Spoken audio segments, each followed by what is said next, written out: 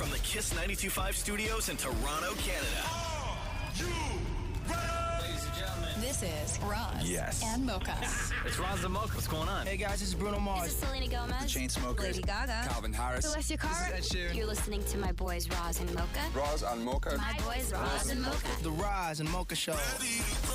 Between Roz and Mocha, who is your favorite? Mocha. Roz and Mocha. You guys are so funny, man. Congratulations, Lisa! Wow! You just won $1,000. That's amazing. Y'all just made my entire morning. Keep it up. You guys are awesome, man. This is the Roz and Mocha Show podcast.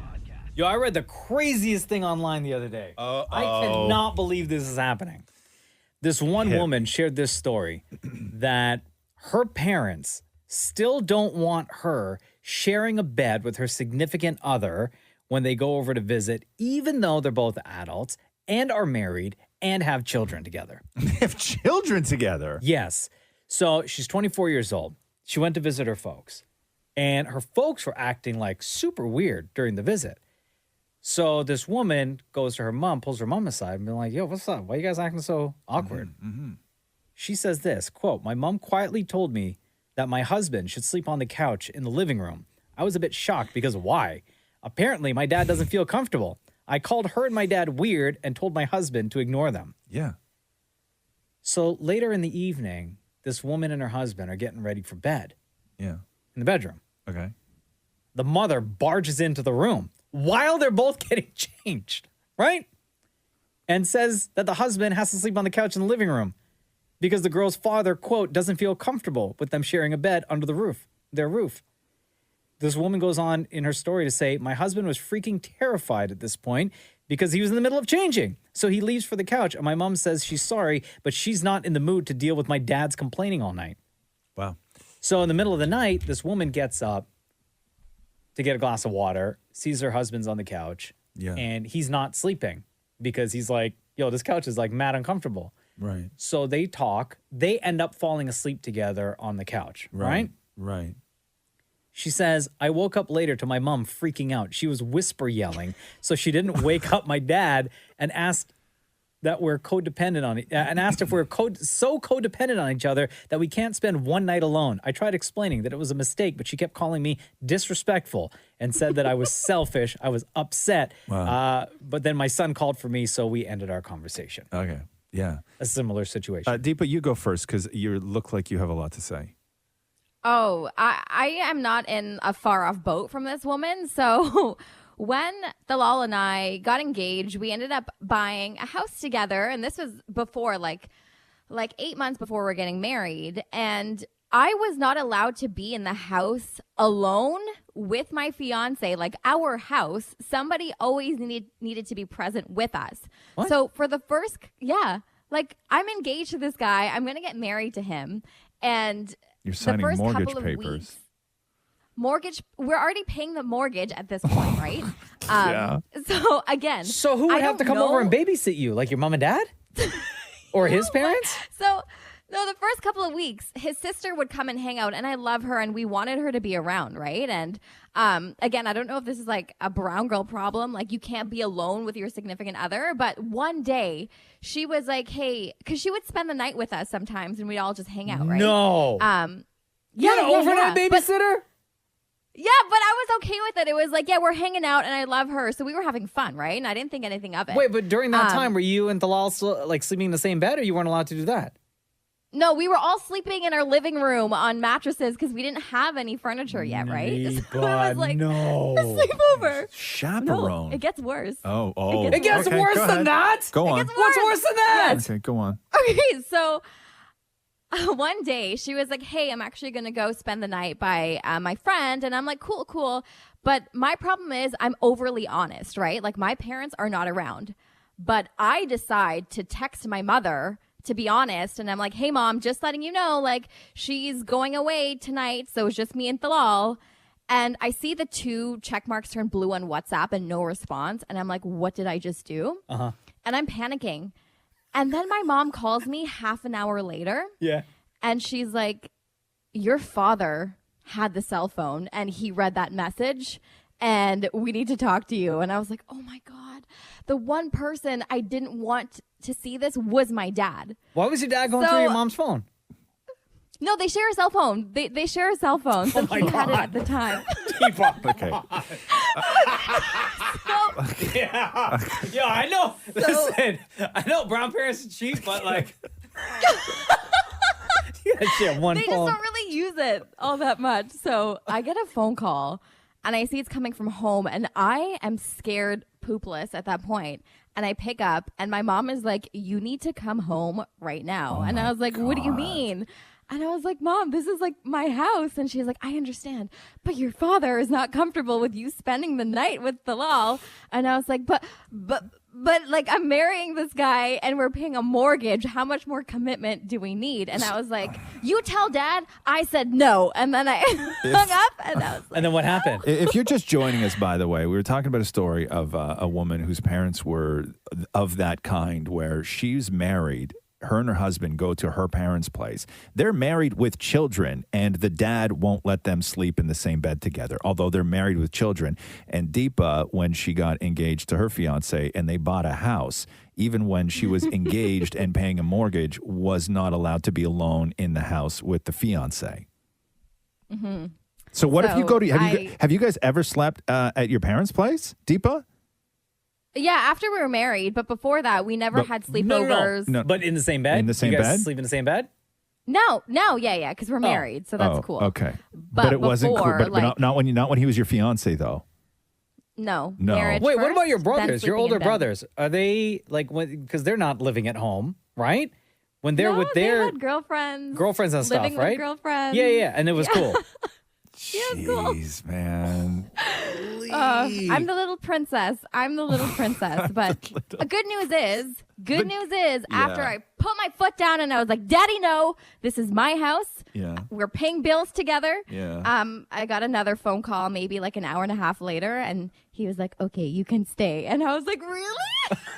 In my own Okay, but, house. okay, I know that Deepa, I know that you take that as a win, okay? But the idea that your win is your father calling you going, okay, I'll allow it. For you to spend the night in a house you own with your fiance, okay? That's not a win. That is your house, girl. That is For me, your house. it was. Oh, jeez. The Roz and Mocha Show podcast. Boy, oh boy, are people reaching out to us, Ross? So it goes like this. Mocha was just reading a story about a woman who was married with kids, husband, children, everything. But they went to her parents' place for the weekend. And the dad was like, hey, listen, I know you're married and you have children, but your husband and you ain't sleeping in the same room. He's got to sleep on the couch. And then Deepa tells this tale of when she got engaged to her husband, now husband, Thalal, that they were engaged and paying a mortgage. They owned a house together and needed to be chaperoned if she was there alone. Like, wasn't allowed to be alone with her fiance in a house they owned together. Mm-hmm. And then finally the dad was like, okay, I will allow it. I feel you on the whole no sleepover with the fiance. Another person said, I'm in the car with my mother, and she said, that's how it's going to be with you. Please send help. My favorite part of Deepa's story is when she was like, and then he texted my mom to be like, listen, I hope it's okay. And then her dad got the message because her mom and dad share a phone. They're cute, okay? They're adorable. I'm Another not saying they're person not. said, OMG, I had a similar situation as Deepa's with my now in-laws. Another person said, yo, that's straight up a brown girl problem. Another person wrote and said, my mother-in-law did not let us share a bed for so long, and we lived together for 6 months before she allowed it. Whoa! Go ahead. I'm commenting about Deepa's story. Yeah. So for the longest time, my parents shared a cell phone as well. My mom never used it, so she basically just piggybacked off my dad. Mm-hmm. And yeah, we had the same thing with engaged couples too. So for whenever they would come over to our house, my brother-in-law basically had to sleep over in my room with me, and my cousin had to sleep over with my sister. And that happened for the longest time. And they were together for about 10 years before that. Dude, Yeah. it's so wild. It's so wild. Thanks for the call, man. worries. I'll say this, right? When it comes to this kind of thing, and maybe I'm just a different kind of dad, but when you want your kids to experience all the best things in life, right? You want your kid to, have great friends. You want your kid to, eat great food, go to great places, stand up for themselves. You want your kid to be tough and smart but kind. But if you're a dad and you want all that stuff for your kid, especially your daughter, you want them to experience the best things in life, you have to also say to yourself and come to terms with all of that, with living a wonderful life, I also want my kid to have great sex. Mm-hmm. Right? Of course. I want that for my kid. And I know that seems weird to say, right? And it's probably embarrassing for a lot of dads and a lot of kids, but that's part of life. And I only wish that. Right? But it's just so difficult for people to say, right? It's difficult to admit that your daughter is a sexual person, let alone saying, I hope it's great. Yo, Deepa's dad's never listening to the show again, right? The Roz and Mocha Show podcast. I have another slow-mo moment from our podcast that was submitted to us. Oh, no. By Lena Di Clemente. Thank you, Lena. Irish? Become, yeah. I'm kidding. Native. Direct, in Ireland right now. Ever since we talked about how someone had accidentally discovered that listening to the podcast at half speed, our conversations sound like you and I are drunk, right? Yes. Or anybody in the room that's having the conversation is drunk. So since then, it kind of blew up, and people are now purposely going through podcast episodes and finding certain conversations and sending them to us at half speed for us to share with everybody. And that's exactly what Lena did. And Lena went all the way back to episode 1 of the Roz and Mocha Show podcast. From 2017. So this is a conversation that we were having about the iPhone and when they got rid of the headphone jack, and people freaked out because they were like, well, if I still have headphones that need to be plugged in, how am I going to do that? So Apple's solution was, well, we can hook you up with a dongle. Right, the dongle. So we started having the dongle conversation. Okay. And this is what Lena found hysterical and sent it in to us at half speed from episode 1 of the Roz and Mocha Show podcast. I will say this, though. This dongle is considerably bigger than the standard dongle that you would get with your phone. Therefore, how big do you need the dongle to be? I would like it to be a huge dongle so I don't lose it. I put it in my pants pocket. Catherine run it through the washing machine, and I folded my jeans. I don't know where it is anymore. Oh no! So I had to go get a different dongle. Double-ended? No, I'm going to get the double-ended dongle now. But I would like a huge dongle, like a substantially sized dongle. Had a little bit of weight to it, so I knew when I sell them in different colors. No, I think they're all just white. Sorry. Oh. If you find a moment from the Roz and Mocha Show podcast, available wherever you get your podcast from, by the way. Listen to it at half speed, and you find it hilarious, and you want us to share it with everybody else, please submit it to it. Just DM it to us. Give us a screen grab it, or screen record it, or just give us a timestamp. But thank you to Lena Di Clemente for submitting that one. And that was 5 years ago, and you can imagine my disappointment that over the years, dongles just got smaller. The Roz and Mocha Show podcast. The Tinder Swindler. We'll get to it in a second. Dammit Maury, back on January 16th, was talking to him through DM on Insta, and his thoughts on the movie before it was released and before that account disappeared.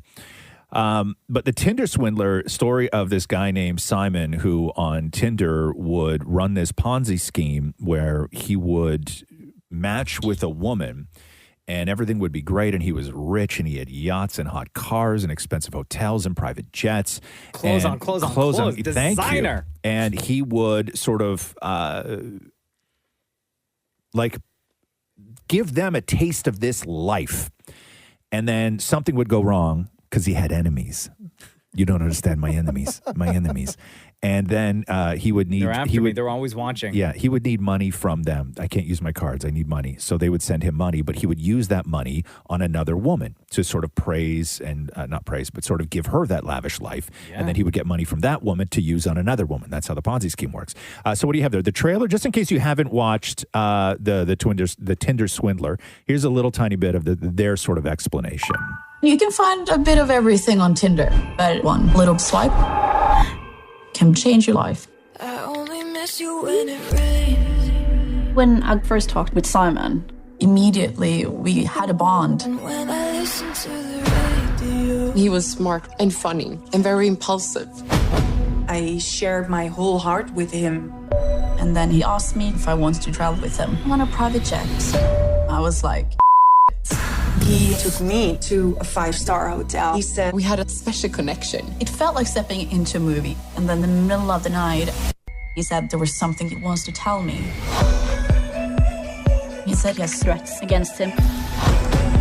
He needs our cash. $20,000. $30,000. $140,000. His life depended on me. That's when police helped me. Again, watching this it's very difficult to not victim blame when you're watching this. And those were voices of multiple women. It's not like it didn't happen to just one person. No. So here is another clip of the show with one of the women who was involved with the Tinder Swindler, sort of explaining when we start getting into the messages of his enemies. Real quick, let me read this text. Raza Mocha fan Vanessa. Vanessa said, Tinder Swindler, totally agree. I was victim blaming throughout the entire movie. I know. The next morning, Simon sends me a voice note. Because of the situation, the security and everything, they told me I'm not allowed to use my credit card. He can't use his cards anymore because the security team has said his enemies are tracing his spend and where he is based on his credit card use. I wanted to ask you a favor. If you have an American Express credit card, I can link it to my account. He was just wondering if he could use my cards for some time. It would just help him a lot. The Platinum Amex is in my name, and he starts using it as he said he would, but he maxes out quite quickly, so he makes a payment directly to Amex, and I get the receipt from him. And he says that the money's on the way, but in the meantime, he wants me to come to Amsterdam and bring some cash to him, $25,000. Yeah, and it keeps happening and happening and happening. Money, money, money. And this guy is begging. So at the end of it, it was $10 million is what he's being accused of ripping off women. But the problem is that it's not like he stole it; they gave it to him, right? And that's where the legal problems come in for everybody. But he has been banned from obviously Tinder. Yeah. But then it came out that he was also banned from Match Group, OkCupid, Hinge, Plenty of Fish, Our Time, Meedic, Pairs, and Match. No word on Grindr though, huh, Maury? Not Pairs. What?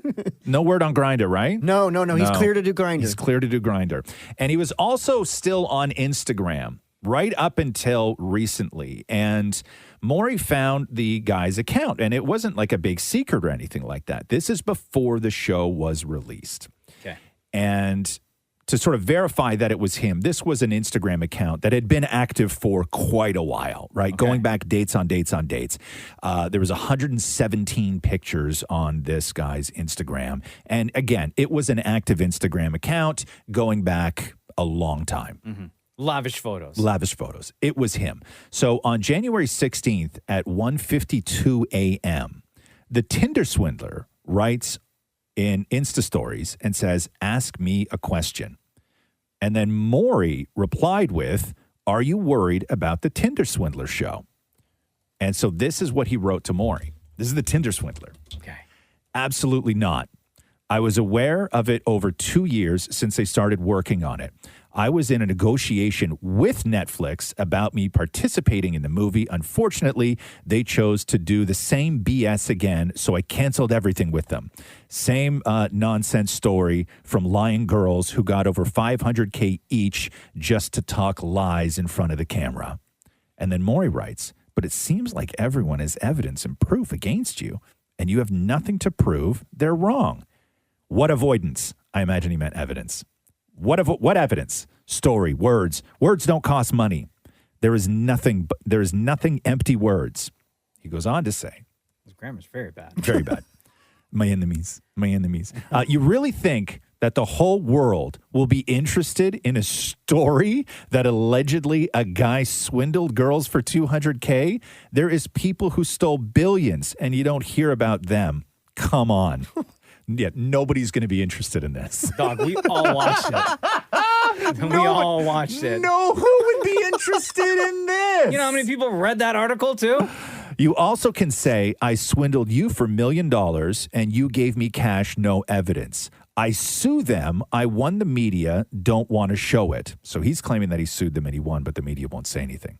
And then Maury wrote this. They have all the voice notes you sent to them and more. And he wrote, anything can be manipulated. Oh, stop it, you idiot. He says, well, the media can't judge, courts do, and courts say I'm clean. And then Maury wrote, 11 months in jail is still 11 months in jail. Your family must be proud, LOL. Oh, you're trolling this guy more. Oh. And you say, I'm shocked your current girlfriend doesn't care. And then he says, about what? A stupid thing I did when I was a kid and I paid for it? No, she doesn't. No one gives an F. Everyone with a brain on their head knows it's one big BS. First of all, I love that term, and I'm going to start using it now. In your head right now, don't use BS. Say the actual word, right? And now refer to something as one big BS. One big. Oh. Right? You know what I mean? I may start using that. I may start using that. So he says, everyone with a brain on their head knows it's one big BS. That very far from reality. And he ends it by saying, in fact, all of this nonsense happened in 2018. How I live now, 4 years from $200K that they claim I took, I spent it on a weekend. All the best. That's the Tinder Swindler. And then and that was the end of the conversation. Wow. But my favorite part of all of this, these were direct messages with the Tinder Swindler, by the way, if you're just joining us, is that he had thought going into this that who's going to be interested in a story like this? He probably told his girlfriend, like, bro, listen, whatever. there might be this thing that's coming out. I know we cozy up on the couch every weekend and like swipe through to see what's hot. You may see the cover, you may see the artwork, please, but not me. It's nothing. It's one big BS. We don't. Don't worry. The Roz and Mocha Show podcast. Let's get to Kevin Hart on Ellen. I watched Kevin Hart. I went and rewatched his episode of Hot Ones that he did.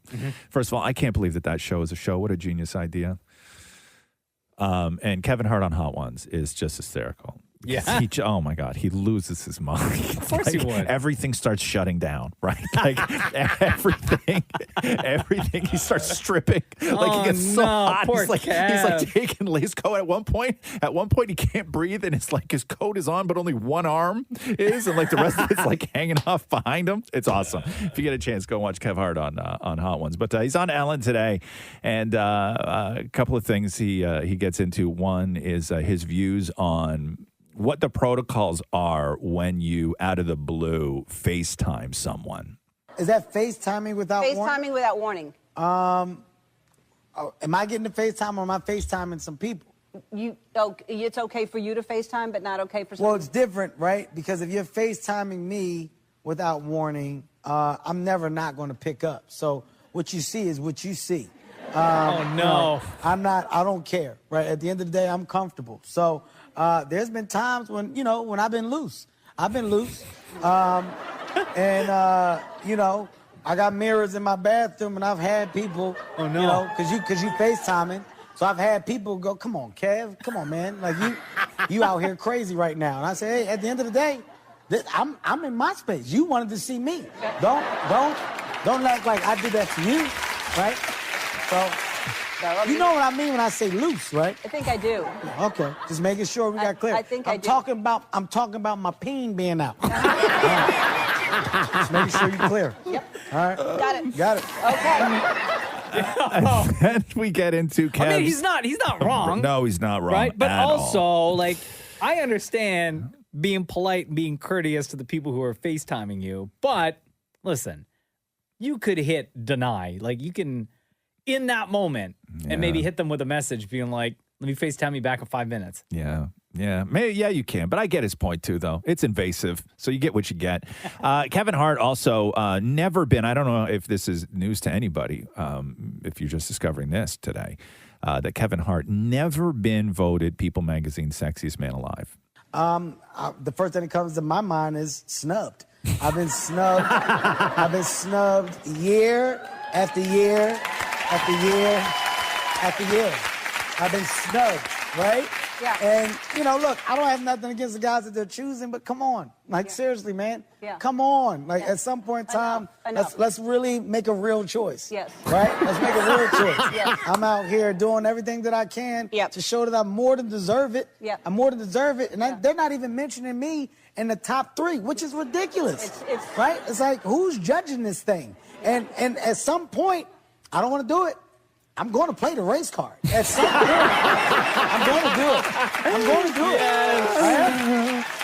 Because I'm getting frustrated. Yeah. And here's the thing, though, because I'm a huge Kevin Hart fan, right? Yeah. Like, he does take his fitness very, very serious. Well, and he's got that new movie coming out with Mark Wahlberg, and we all know about his friendship and relationship with The Rock. Oh, so best friends. Wahlberg, huge gym head, right? Up at like I don't even know what time. We know The Rock builds a giant gym wherever in the world he goes, and Kevin, we know, works out. So it only makes sense that they would work out together, right? Hey, Mark Wahlberg, who is a buddy of both of ours. Mm-hmm. I love Mark. Y'all worked together on a film. Me time. You must have worked out together because the two of you independently work out, but together y'all must have been.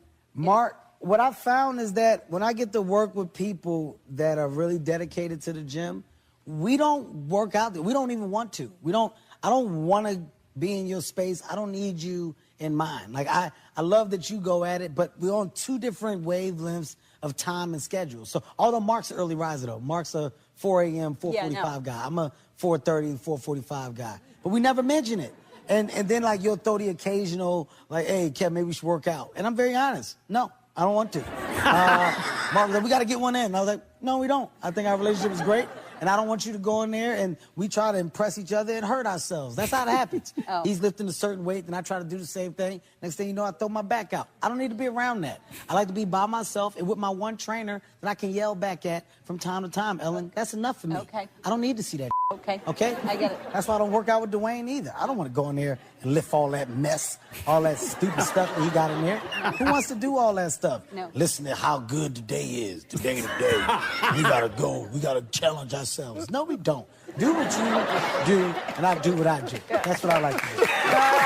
Yo, he is so funny. Oh, my God. So that is Kevin Hart. He's going to be on Ellen today. The Roz and Mocha Show podcast. So I guess The Bachelor was in Toronto last night. That's how they say it. Why do you say it like Because that? that's how they say it. Toronto. Right? That's how you say it. Yeah. It was the first time they've ever done the show up here where they've come up here for like a big date and not like a hometown or anything like that, right? Like they did like the full deal up here. Who watched it? You guys watch it? I don't Absolutely. Who watched it? Did everybody watch The Bachelor last night? Did you It was frustrating to watch them come to Toronto. Why? Well, for a few things. One, they do the whole playing hockey. We're going to have beaver tails. And then the other thing that my husband pointed out was they get in the car and they made the drive from Toronto to Niagara Falls look like it only took 5 minutes when it's like an hour and a half. It's a show, man. What do you want them to do? You Real want time? to document the whole thing? Because Matthew was like, now people are going to think it's a short drive. They're going to cross over, like show them crossing over 2 bridges. You know what this is like? This is like when you watch something in a movie, right? Where in the movie, there's something completely innocuous and it means nothing to the plot and it has nothing to do with anything, but you watch that movie with somebody who just happens to know a lot about that one thing. So you're sitting there trying to enjoy a movie, right? And the guy is like putting together an engine and he's crying because his girl just dumped him and it's a montage and everything else, right? And then the person beside you leans in and goes, so fake. Those bearings don't work that way. You know what I mean? And I'm like, that's not the story, man. Right? It's not the story. It doesn't take that quick. Yeah. How come they didn't show when they drove past the Ford plant in Oakville? Please, obviously, this guy's never held a blowtorch before. Right? Like, shut up. How come nobody questioned when they drove past Fruitland Drive? Oh, you get that stuff all. Fruitland Drive, I know that drive. Why is that exit so weird? Yeah, so just stop being the expert on things, okay? So here's a little montage of Clayton and the gang meeting up in Toronto. We are in Toronto, Canada. I have never been to Toronto. It is such a beautiful city. It's so scenic. You see the water, the lake. It's breathtaking. The air just feels a little crisper here. This is a great place to fall in love.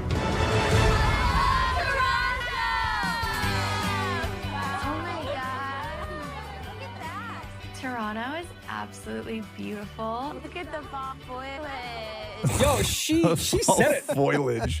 Look at the fall foliage.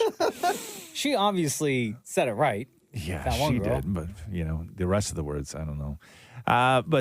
So what happens in the episode is they hook up with Russell Peters, right? And then I guess Russell Peters, did they know who he was or did they, No, were they were it was unsure? very obvious. They had no idea. Was it? They thought it was just some guy coming to say hi at first. So they're all like crowded around and they're just like, hi? Oh, They don't know Brampton legend, Russell Peters? Man, that ain't cool.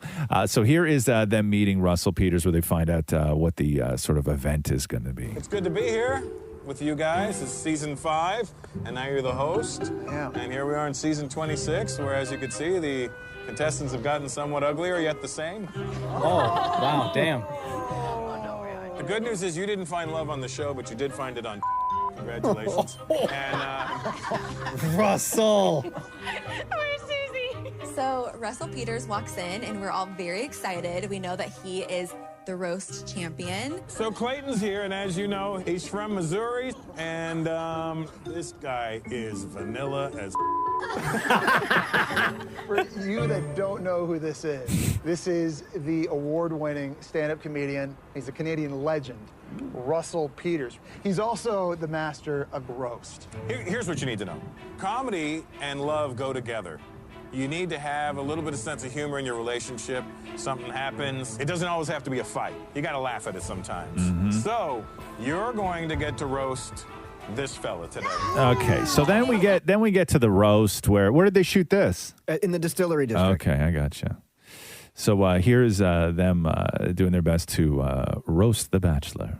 Let's get this thing started. You guys ready? All right. Marlena. Come on, Marlena. Come on. Let's see what you got. So Clayton, you're from Eureka, Missouri, right? That's right. So do you kiss your mother with your mouth open or closed? Oh, damn!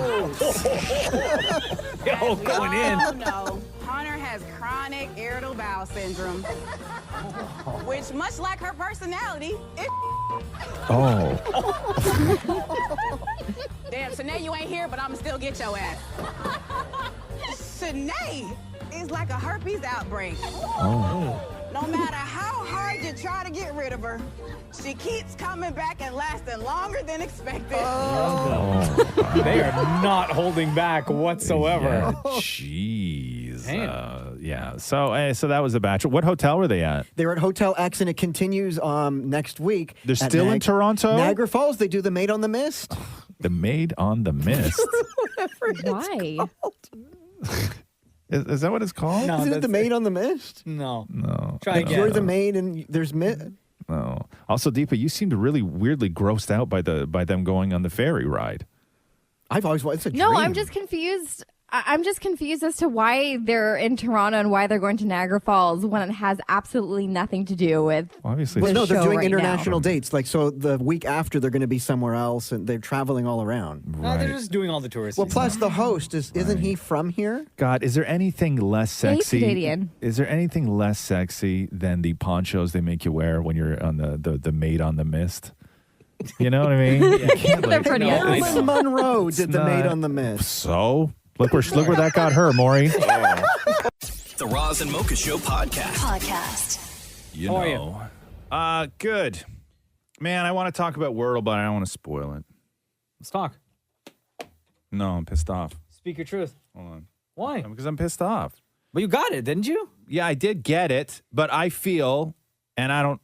I mean, I think it's too early. I don't want to. Do you feel pressure because Shem's so good? No, not at all. I'm happy. I'm happy when people win.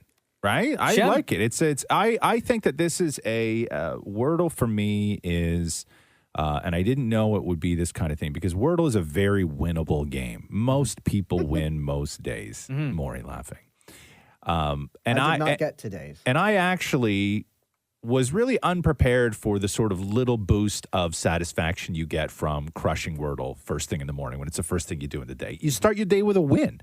It's great. Totally. Like it's You set actually yourself up. It's actually kind of great. But I feel today that as a Canadian, I got screwed on Wordle. As a Canadian? Yes. Wow. You know what I'm saying, Shem? Yep. Considering what the answer is, yep. I understand know what the you're answer. saying. So I don't play Wordle. You guys do. And out of everyone, Shem is usually the one that completes Wordle first. Right. Followed Yeah. by you, Roz, followed by Dan Yes. Maury. And then you all submit your work. Well, you don't show your words. Maury's the only one that submits his work. Right. That shows the Right. words. I did the worst today. No, you've done I worse think before. that you've done worse. But this one's pretty bad. No, the reason I say I did the worst today is because I had most of the letters.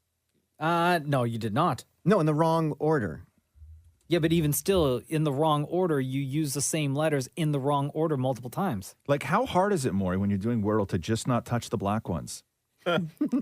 Shut up. Come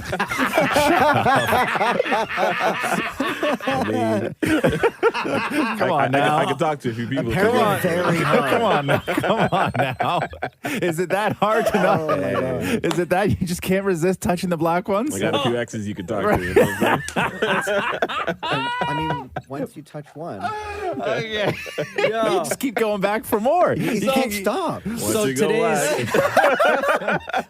today's Wordle. So Shem got it in 3 on his third attempt. Yeah. Roz, you got yours. It took you 6. But here's my thing. Okay, 6, right? is that and I because I don't want to spoil Wordle, but I would have had it, and my brain would have gone a different way. Okay, had I not been Canadian. That's all I'm going to say about Wordle. That's all I'm going to say about today's Wordle is that I got it in 6 because of where I was born. Okay. Geography is the reason it took me 6 rows to get Wordle today. Nothing more than that. Can you give another clue? So you, does that make any sense to you whatsoever, Maury? No. Now I'm trying to think. Okay, Roz is from Montreal.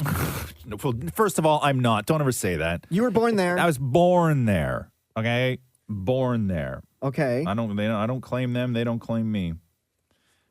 So Maury, let me see, what word did you used, Maury? D. No, it's not. You used D a lot. Shut up, Shem. Oh my God, can I please say something inappropriate? Also, why are you laughing? Maury? Because you know that that's not true when it comes to David Maury. Maury, don't say anything Shem, I'm inappropriate. going to mouth it to you. No, don't mouth it. Listen, you two in there. Keep your mouths away from each other. Okay?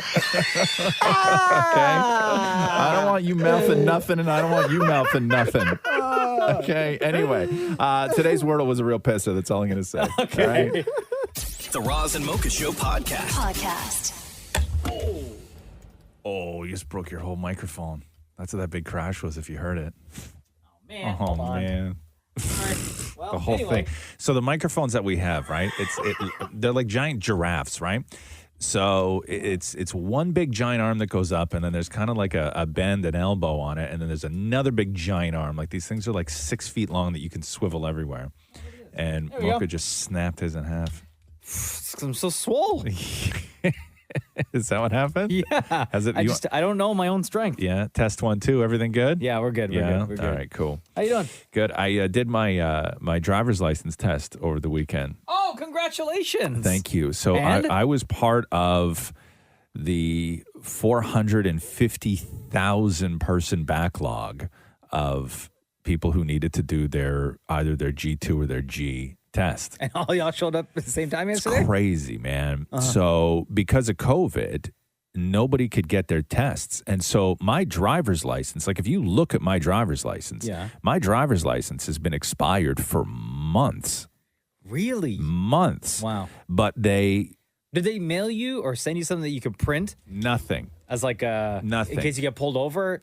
The only thing you can do is go on and you can just go online and check to see if your license is still valid, and then you can print out something that says it's still valid. Oh, okay, But it only there. gives you the date that you did it, right? So it's not like okay. you could do it every day, I guess. But It's not like when you have to get a new license and you do it online, you fill out all the paperwork and whatever, and you No. submit it, they will then give you something to print out that No. is valid for, I think, like 3 months or something. No. If you get pulled over, it says, hey, this person is getting their license. This was thousands and thousands of people. So because of COVID, they were backlogged like 450,000 tests. Wow. Road tests. And they had to start opening up all these like makeshift road tests places. Okay. So mine was at the Oshawa GO station.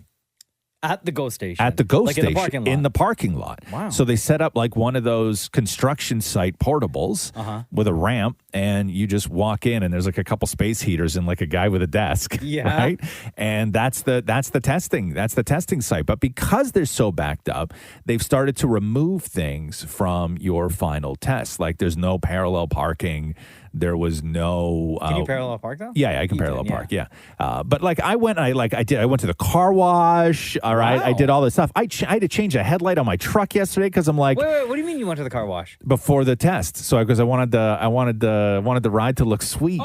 Right? I thought that was like part of the test. No, because I didn't want, like, if the instructor got in the car, I didn't want him to like rub his pants on the side because my truck's a little high, and I didn't want him to dirty up his pants and all this stuff, right? Like I was just trying to be courteous, right? Very.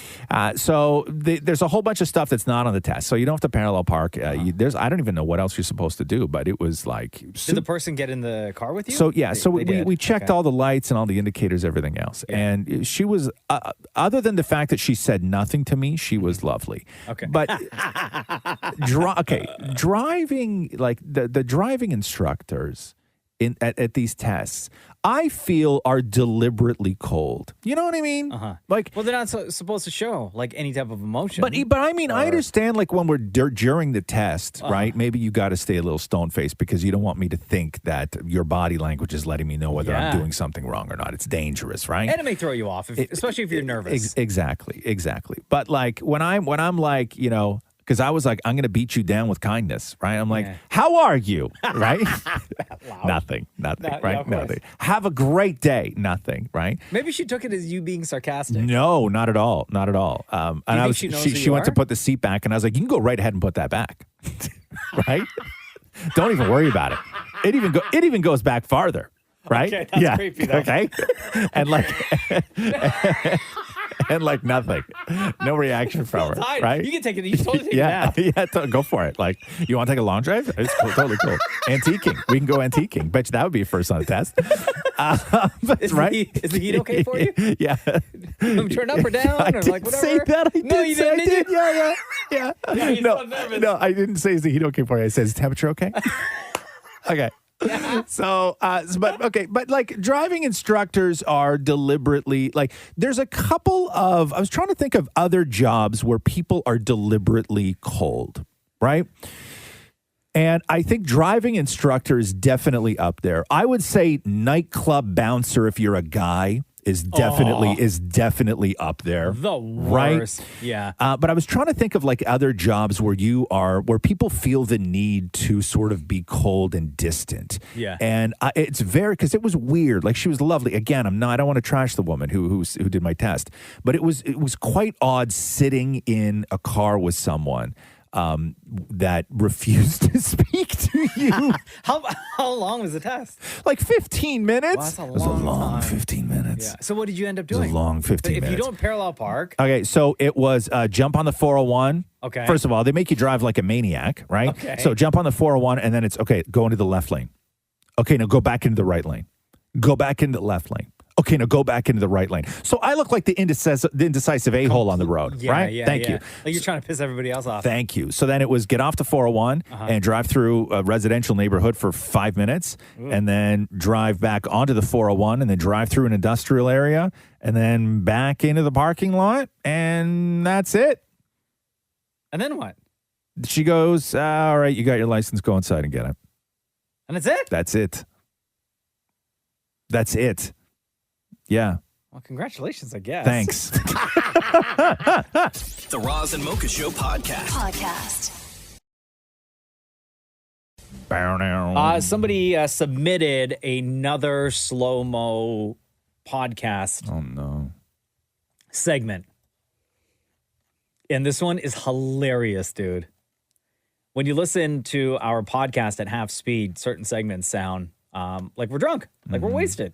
And a lot of the times our... Like really wasted. Like our ridiculous convos sound even more ridiculous. Do you know who loves this when they're segment the slowed down. most? Who? Kids. Yeah, of course they do. Kids. Of course. Everybody I know that as a kid, they're like, play that now. And people will now go back to older episodes or start re-listening to the podcast and find some of those convos and listen to them. Maybe they've heard that at regular speed and then they go back and listen to it at half speed and submit those. We got another one from Mr. Singh who did exactly that. He went back to episode 96 of the Roz and Mocha Show podcast. And we're like in our 300s now. Yeah, So yeah. this guy's starting again, right? Okay. And the conversation that we were having at the time was a study on how old you were when you got your first job. Okay. Right? And then you and damn it, Maury and I started getting into like our first jobs. Okay. And then you, Roz, were talking about your first job involved killing rats. Yes. And when you listen to it at half speed, because the conversation went off the rails. Okay. It sounds like this. I killed rats for money.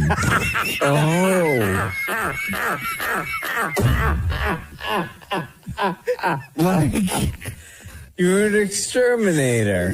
No. Please, an exterminator. No, they gave you a shovel and a BB gun. No, like actual rats? I thought you meant like bad people. What, do you think I'm a hitman? When? When would I have been a hitman? Come on, dude.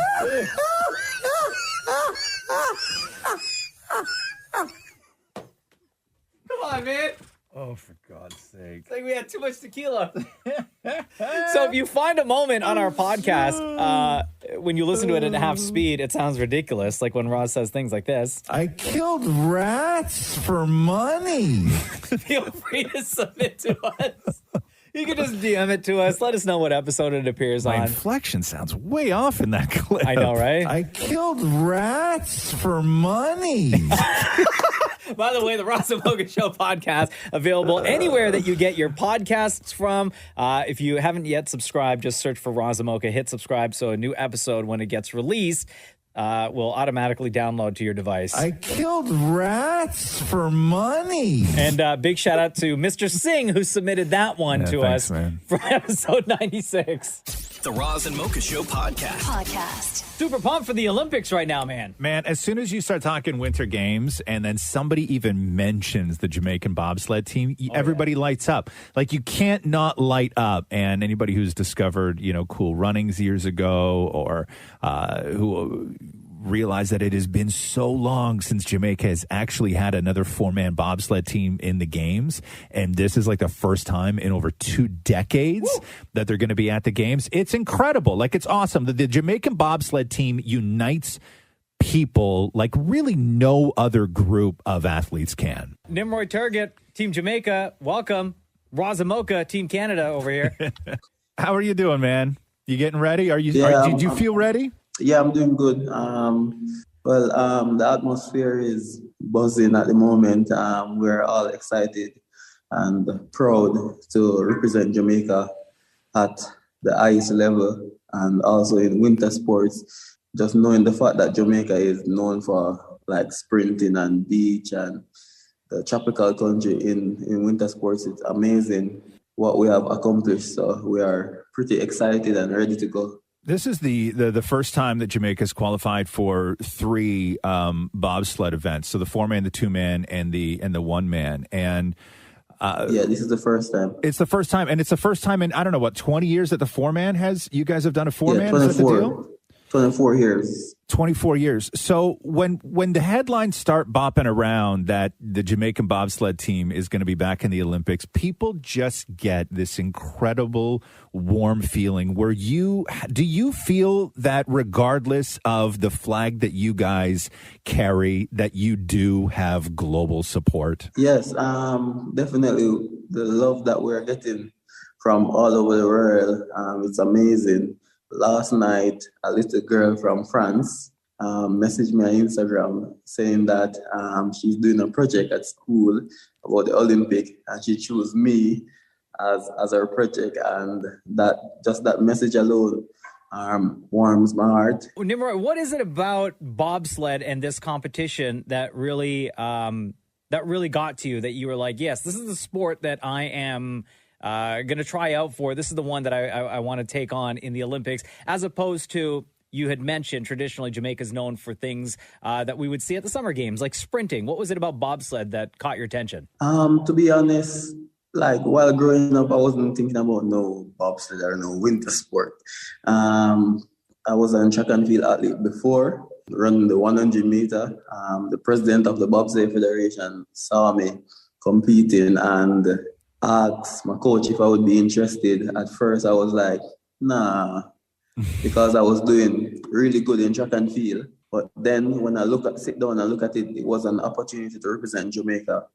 And I could not turn down an opportunity to represent my country. When you're a kid, did anyone's ever sit you down and like tell you the story of what went on in the first time you guys put a bobsled team together, or did they sit you down and did you ever see the movie? Like, did you ever see Cool Runnings? Like, is that even a factor sort of in your decision making? Well, no, the movie wasn't a factor in my decision making to join the bobsled team.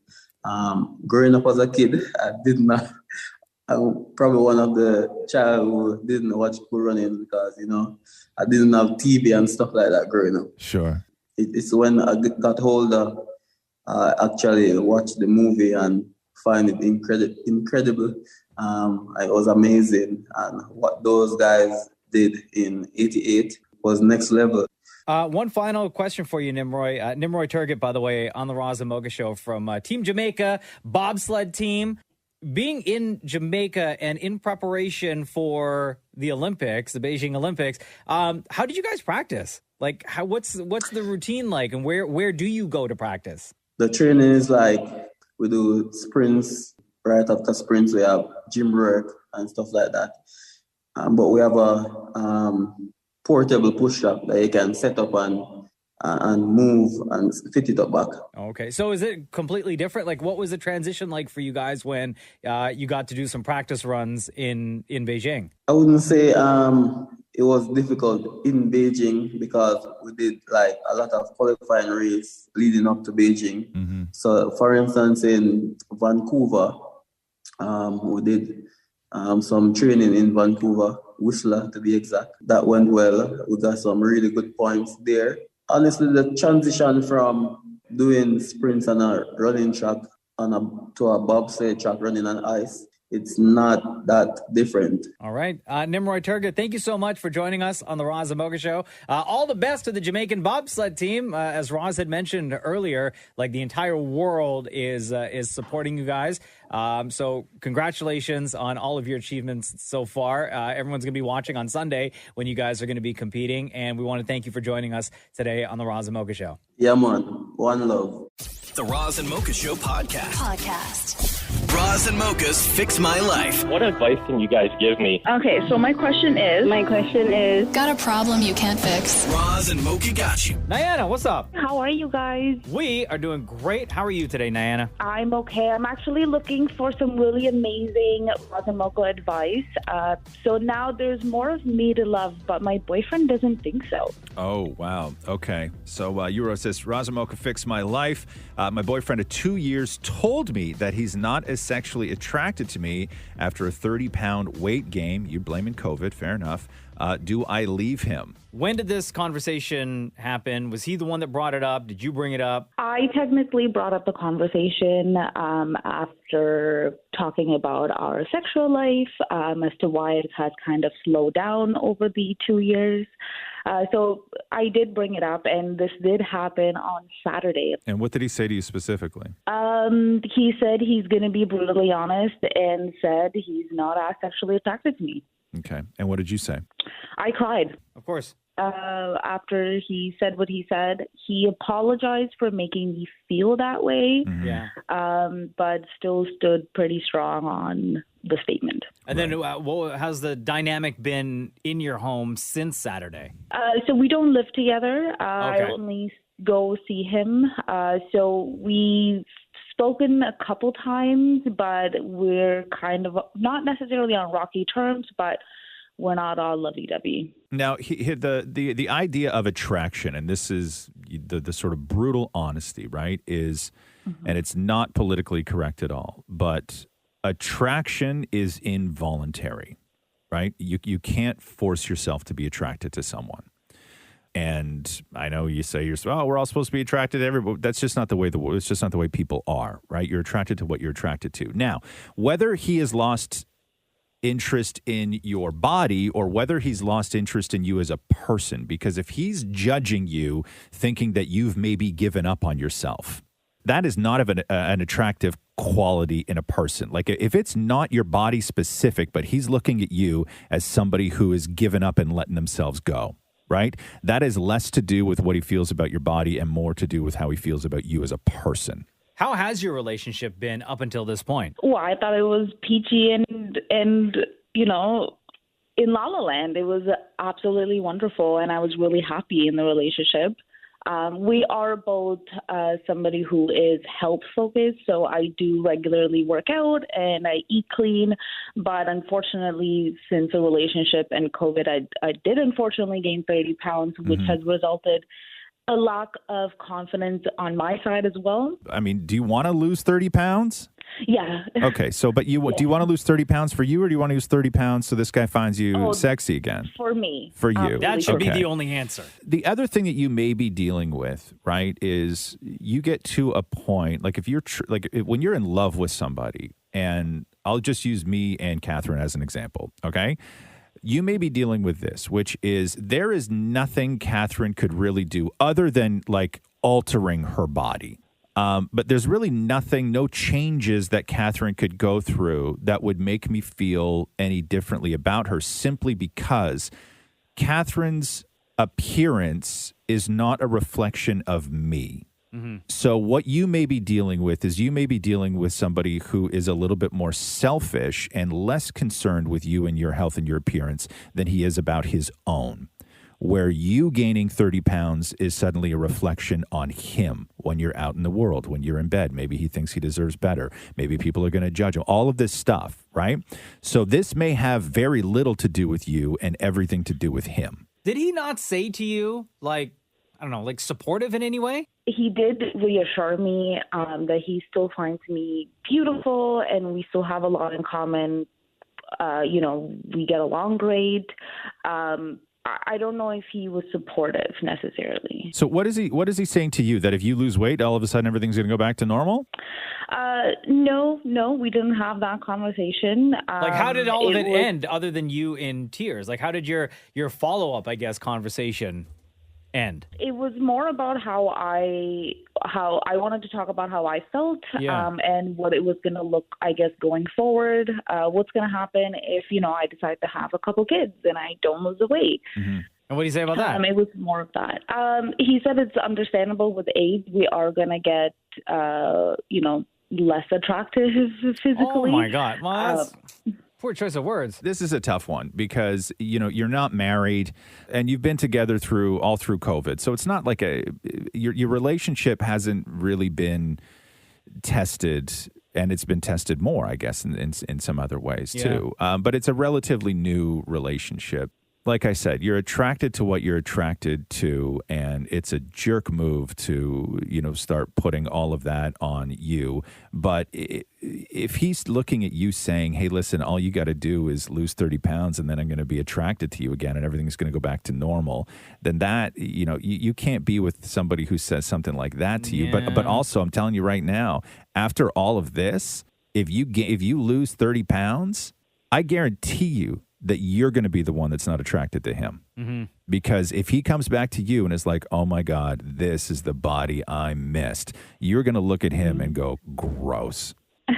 The conversation about his attractiveness to you, you have to figure out what it actually is, because I don't think it's specifically just your body. Like it's something else. It's either how you make him look, or it's that he feels that you've given up, or that maybe he feels that you're taking advantage of him, and that now that you landed a guy, you can look any way you want. Like there's something else going on, and the conversation that you guys have to have is everything other than your physical appearance. Because there is something else going on here. Definitely something else going on here. All right. Thank you so much, guys. I don't know. What did you get out of this? What are you going to do? I will definitely have to have another conversation and ask him if there's anything else he would like to bring up, something that he maybe haven't spoken to me about. Or hit pause for a while. You know what I mean? I think that you need some time. Okay. Yeah. Okay. Thank you so much, guys. Bras and Mocha's Fix My Life on Kiss.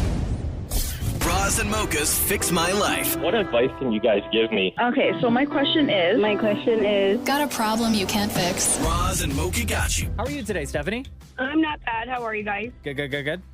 What's going on? What's happening in your life? Well, I have a second chance at love, but it comes with some challenges. So you wrote, it says, Roz and Mocha, fix my life and help. I'm a mom of 3, was married for almost 15 years, and now have my second chance husband. We want to move from the GTA to Ottawa.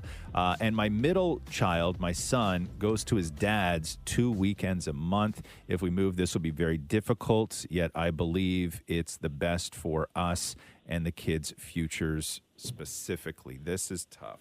What's the conversation been like with your ex? Does your ex know? He has to know that you're moving, right?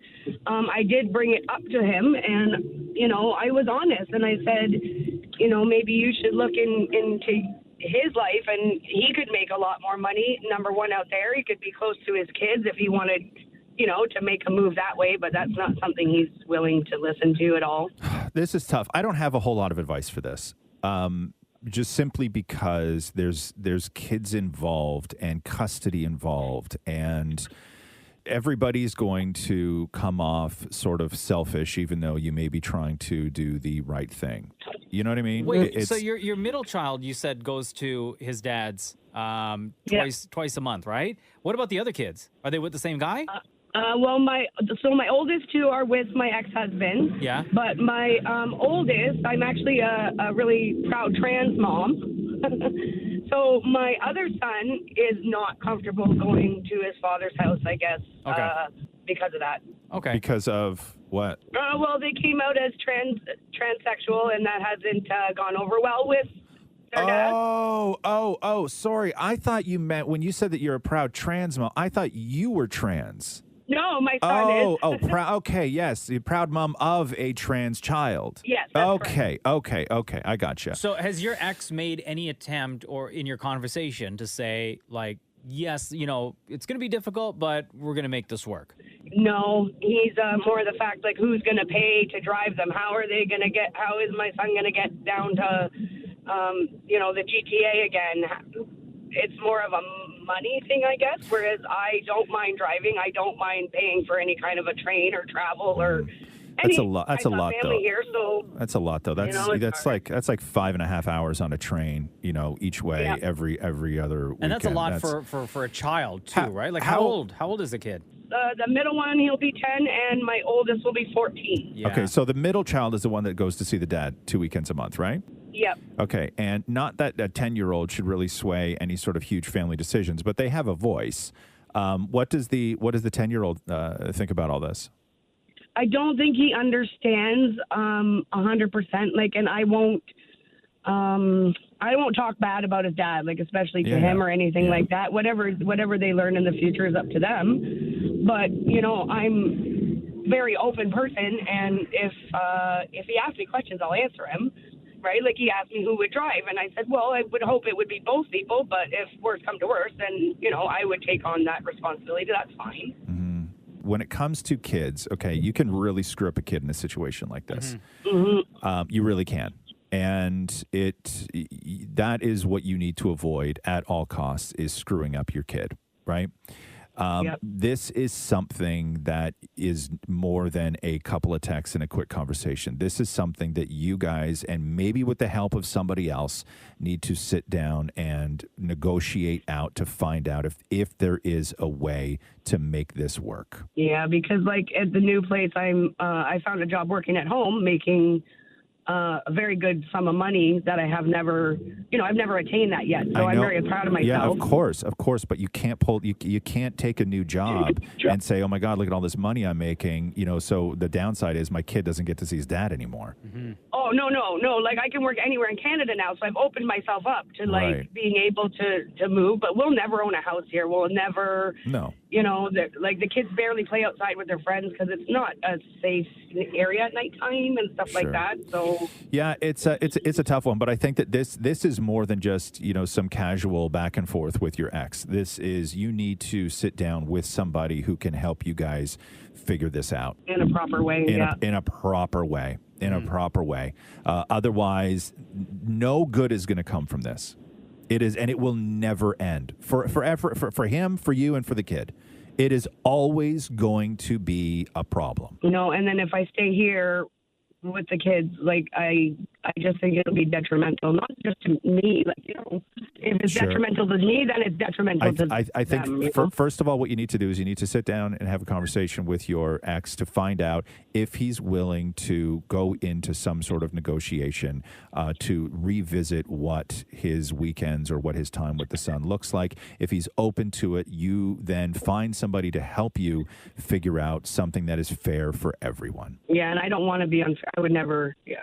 Right? Because as it is right now, when I look at some of these situations where, a dad just wants to see his kid, and I'm telling you, man, if I was in that situation and if I had 2 weekends a month with my kid, I would be literally in tears and crushed every single day that I wasn't on one of those 2 weekends. But go back. You guys need to sort of open this conversation back up and find out if there is a way that this could evolve and become something new that makes everybody happy.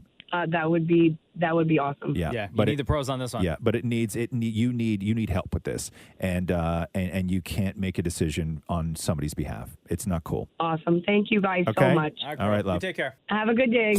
Roz and Mocha's Fix My Life on Kiss. Let me tell you this story that takes place in Pittsburgh. There's this woman who drives Uber on the side to make extra money, and she started dating this guy, right? And everything's going great. So she says to him, hey, man, do you want to hang out like next Friday night? This happened a couple weeks ago. Sure. But then she's telling the story online. Hey, do you want to hang out Friday night? He was like, nah, I'm busy kicking it with one of my friends, with one of my buddies. Sure. She's like, all right, cool, no problem. I'm going to go drive Uber, make money on the side. So she's doing her thing Mm-hmm. and gets her next pickup. This guy who was at the Pittsburgh Penguins game with his buddy hops into her Uber, the girl that he's dating, with another woman. Oh, see, that's not He good. doesn't realize that the girl that he's just started dating is the driver until partway through the ride, the two of them lock eyes. She notices immediately, obviously. Okay, so wait. Hold on.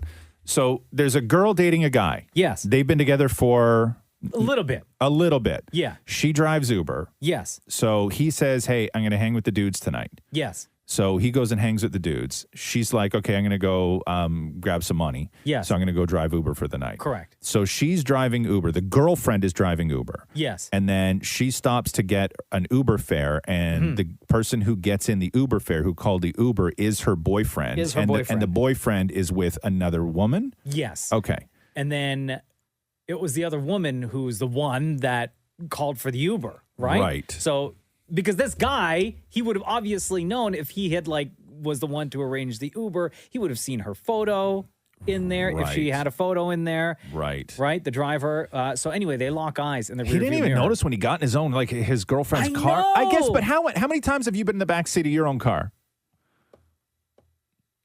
Like zero. Right, there you go. Someone was Yeah, driving. exactly. So they lock eyes. She doesn't say anything to him. He Okay. doesn't say anything to her. Okay. So it's super awkward. Right. She then questions him later on. She doesn't say anything in the car? Nothing. I guess she doesn't want to, because that woman could cancel her, or she'll get pulled off the road, right? Yeah, give her a bad rating and everything. Man. So then she asks him later, what's up? And Yeah. he said, he fessed up, obviously. You can't talk yourself out of that. No. And was like, no, that's a friend of mine. Yeah. Right? Yeah. So this woman, the girlfriend, then finds out from another friend that the girl that this guy was with was actually his ex-girlfriend. Oh, see, there you go. That's not good. It's not good. But what a small world. It's not good. It's not good. What are the chances No, it's that not. something like that would happen? Well, listen, man. Okay, I'm going to just say right now, and I'm not the world's best liar, right? But I'm gonna just say right now, if my girlfriend was an Uber driver, Yeah. and I was out cheating, Yes. right, with my ex, and we had to leave somewhere, we're taking the subway. I'm not even allowing the Uber app to open on either of our phones. Or would you use Lyft? No, because oftentimes they're the same goddamn driver. Yeah, you can do right? both. No. Hell no. You're not getting me with the Lyft trick. Okay? I want to get the real experience Yeah. of the people. No. Let's That take the is subway. no. You are not even opening. You're not even opening the app on anyone's phone. Yeah, risky. Let move. alone them. Let alone your mistress do your mistress. Let alone the other woman do it, and without asking what kind of car it was, even color. What color's the car? Yeah. You know what I mean? The Roz and Mocha Show podcast. Hey, did you see that video of that kid that can't say kitchen because he can only say chicken? What? So kids, right? When kids are learning how to talk, they're very much like adults who have never spoken English before. Where when you try and teach them something, because it's this video, I had an aunt when I was growing up who was French, and she would constantly confuse chicken for kitchen. Really? Because they're just so similar. Right? They're so similar. But this kid is adamant that the mom's trying to teach him how to say kitchen. Uh-huh. And this kid is like, yeah, I am. Chicken. Kitchen. Chicken. Kitchen. Chicken. Kitchen. Chicken. Ke. Da. Ke. Ke. Da. Ke. Da. Ke. Da. Kitchen. Chicken. No chicken. Kitchen. Daddy Chicken. is in there? Chicken. No. Kitchen. Chicken. Kitchen. Chicken. Kitchen. Chicken. Kitchen. Ma, I'm saying it. Saying it, man. Why can't you understand the words that are coming out of my mouth? That reminds me of the, do you guys remember the video of the Italian grandfather that was doing, he couldn't say, and sometimes I still can't say the word, and when I think about it too much, I really can't say it. Which word right is it? now, What is it? Worcestershire sauce. Oh, yeah. Do you remember that did- video? Yeah, you did not say it right. I didn't Just say that. it right. No. Because that's the thing. when I concentrate on saying it, I keep saying to myself, don't mess it up, don't mess it up. And but then you then mess it up. I mess it up. Yes. Worcestershire. No, that's not it at all. 2 S's, I believe. That is not. In the middle. That is and the not. end. That is not how you pronounce. Worcestershire. No, that Worcestershire. That is not it at all. Worcester. Oh, is that it? Worcester. No. Worcester. It can't be worse than this guy. All right, ready, set, go. We gotta use this one drop of one star shusha. No, ready, set, go. We gotta use this one just shusha. I don't know. One just star shine. What? Yeah, one just shine. One just shishara. One just shushar. Shushar? One just shari. No, shari. One just shari. You know, almost this I needed a drop like my name. Shut up. One steer. One just Steershire. One just Steershire. There you go. Almost. I told you the truth. I don't know what kind of the country come this from, but I'm Italian. I don't know what I gotta say. I read in Italian now. Worcestershire. Sauce. And one just steer. Sauce. Yeah, sauce. Sauce. One just steer. Sauce. That's the sauce. But my favorite is that he says sauce, right? But when he's reading it, he says sauce. Yeah. My kid, still to this day in my house, right? Rox is now 12. If ever we're making burgers, we only ever say, Catherine and I only ever say Hannibugger. Because when Rox was little, we would be like, hamburger. And she would go, Hannibugger. You know, and we're like, hamburger, Hannibugger. So we are going through the exact same thing right now Yeah. with Cruz, Right. who's almost 5. Yeah. He would say hammy burger. Hammy-burger. Yeah, or hamburger. Right? He adds in another syllable. Yeah, there's hamburger. And when we say it to him, ham, he repeats, burger.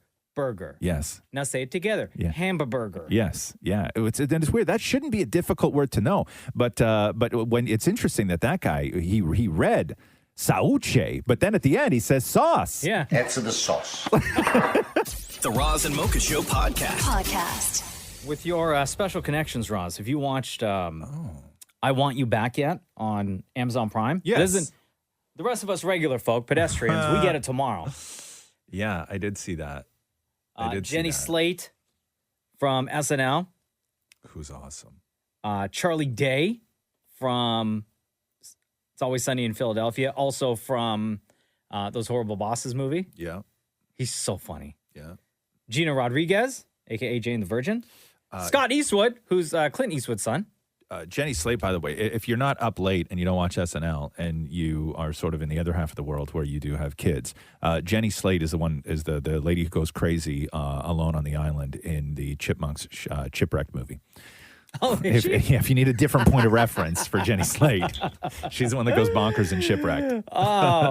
This movie looks so much fun. If you get a chance to watch the trailer, check it out. Or you want to be surprised and wait, you can watch it on Prime tomorrow. So the movie, Jenny Slate has a boyfriend, and Charlie Day has a girlfriend, and they don't know each other, right? They each get dumped by their respective partners. And then together, they try and infiltrate the other person's partner and steer them back to each other, kind of thing, right? So Jenny gets dumped, and he's like, I'm going to make sure that guy gets back with you. So I'm going to befriend him, and I'm going to do all this stuff, and I'm going to tell him everything in life he's doing is wrong, and he needs to go back to the girl that he dumped, and then she's going to do the same with his ex-girlfriend. Classic. Maury. Oh. What's that? Say it again? What's that? It's actually really, really funny. The two of them together are amazing. Yeah, it's really good. So David Morey had a chance to talk to the cast. We're going to start here with Charlie Day and Jenny Slate. Was it really hard to act as somebody who got dumped, considering I can't imagine anyone dumping either of you? Oh my God, I've been dumped 1 billion times. What are you talking about? Yeah, I was I've only been dumped. Yeah, I think I've been in a relationship for so long because I was like, well, I'm not letting go, you know? That is Look amazing. at me. I'm sitting here laughing my ass off. I just got married. Everything's fine. Yeah. You know? For now. Just For now, that's the thing about life. yeah. You know, next thing you know, you're Kanye and Kim. That's right. Now, is it a spoiler alert that a certain someone who's been making the news lately is in this movie as well? No, not at all. Because I didn't know. He's in the trailer. Pause for 1 second, though. Maury, when you asked that question, did you know that Jenny Slate had been dumped by Chris Evans? No, I did not. And that Scott Eastwood in the movie looks a whole lot like Chris Evans, like it's almost weird. No, I did not. Wow, research, bro. Research.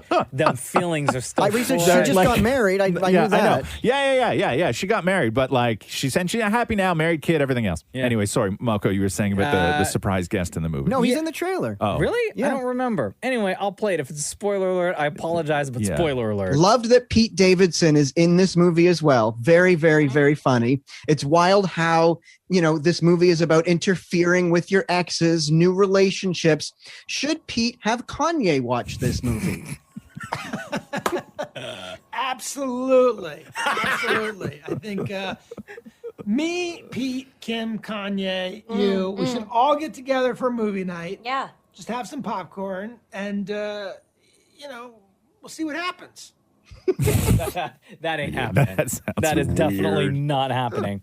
So we mentioned that Scott Eastwood is also in this movie. Yeah. I Want You Back, by the way, on Amazon Prime tomorrow. Scott Eastwood, the son of great actor Clint Eastwood. Clint. Right? Who, when you look at Clint Eastwood, just very serious. I don't think that guy's ever smiled in his entire life. No. Right before he killed a couple guys in a movie, maybe. This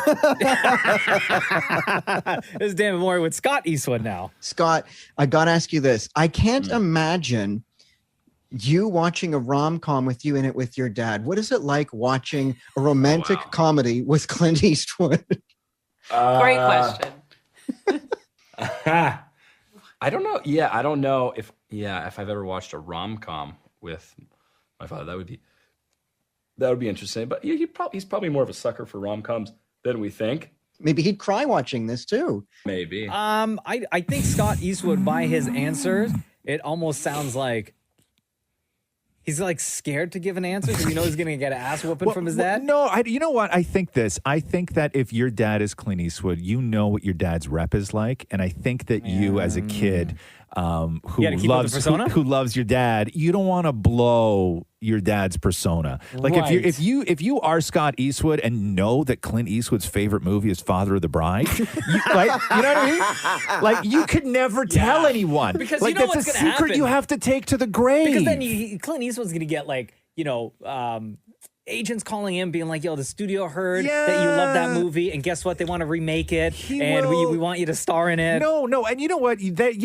But also after that point, anytime Clint Eastwood ever sits down to do another interview, somebody's going to go, so Father of the Bride, huh? for the rest of the man's life. And Clint is old. He don't have much life left. I Want You Back is a new movie on Amazon Prime tomorrow. The Roz and Mocha Show podcast. Yeah. Hey, Mocha. Are you ready? Yes, sir. Let's do the news. The Roz and Mocha Show podcast. News break. So Celebrity Big Brother was going on last night, and a lot of people talking about Chris Kattan today because he was on there. Oh, yeah? Yeah, and he went like really deep into when he broke his back on Saturday Night Live, and he was like showing the x-rays of like all the injuries that he sustained and everything else. But he was showing the x-rays in the house? Like he had it on his phone or something like that. I don't know what he was doing. Did you watch this morning? I did. Yeah. We're on episode 2 is last night. There's a new one tonight. Yeah. And it's wild because they're not like the biggest celebrities, but when you put them together, like Chris Kattan is super weird. He's super weird. Like super, super weird. Yeah. Like it's just a really good mix who's on the cast? Well, you have Todrick Hall, you have Lamar Odom, you have Chris Kattan, you have some of the housewives, you have Carson Kressley. Carson Kressley's on the block. Yeah, Spoiler is he? alert. Oh, yeah. no. So Lamar Odom on the show, when you do that, I went down and I did one day in the Big Brother house, right? and just like as a promotion thing. And I've always said, people who do that show, any of the Big Brother shows, you either have something I don't, or you're missing something that everybody else has. Like, it's not a normal environment, and you forget very quickly that there's cameras around. You do, even if you live your life in front of cameras. Like, you still forget, and you wind up having these conversations. And I was so shocked by the amount of time Lamar Odom does in that house, still talking about Khloe Kardashian. And it comes out of nowhere too. It's really weird. Like, he is still feeling it. Like when you listen to the way he talks about Khloe, like this is a daily thing for Lamar Odom. Listen to this. I had some good dreams last night. You did? Was I in them? I dreamt my ex-wife last night. Oh, so Khloe. Do you guys still talk? No. I miss her so much. I wish I could take that time back. I was hoping my ex-wife was in here. Khloe? I want to see her so bad, bro. Oh, no. Some ain't gonna feel complete if I don't get another shot. Do you even think that's a possibility? Isn't she married again? Maybe she's not the same person. Take a vow under the Lord's eye. You expect to honor that vow, which I didn't. Oh, no. And it kind of haunts me now that I didn't. Sometimes when I get the opportunity to talk about it, it's like therapeutic a little bit. Oh, and I do miss her and her family dearly. Even just to her family, I'm sorry I let them down.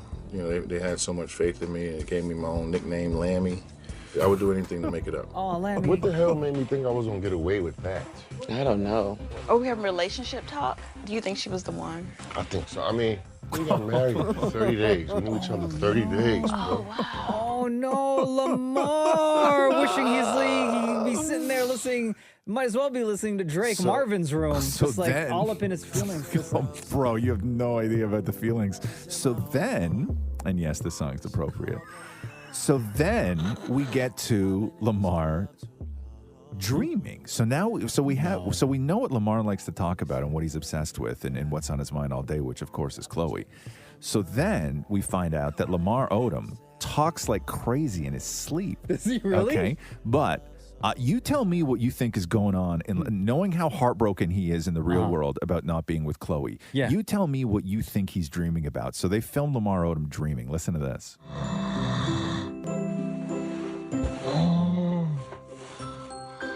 There we go, baby. What? There we go, baby.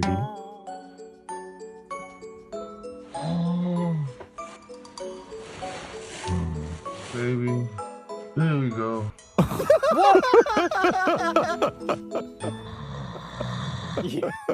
Bro. And Todrick Hall is like his roommate, and he wakes up in the night going, "What is going on?" Day and night. There is no Day way. and night. There is no way I would ever go on like Celebrity Big Brother, right? No. Because of how they caught him snoring in the middle of the night. Yeah. That's the footage that they would use of me. But instead of snoring, it would be my night terrors, and I'd be screaming. Who do you think Baby is? Yo, he's definitely talking about Khloe. Come on, Lamar. Oh, come on, baby. This song, anytime he's talking about Khloe Kardashian, this song is playing in his mind.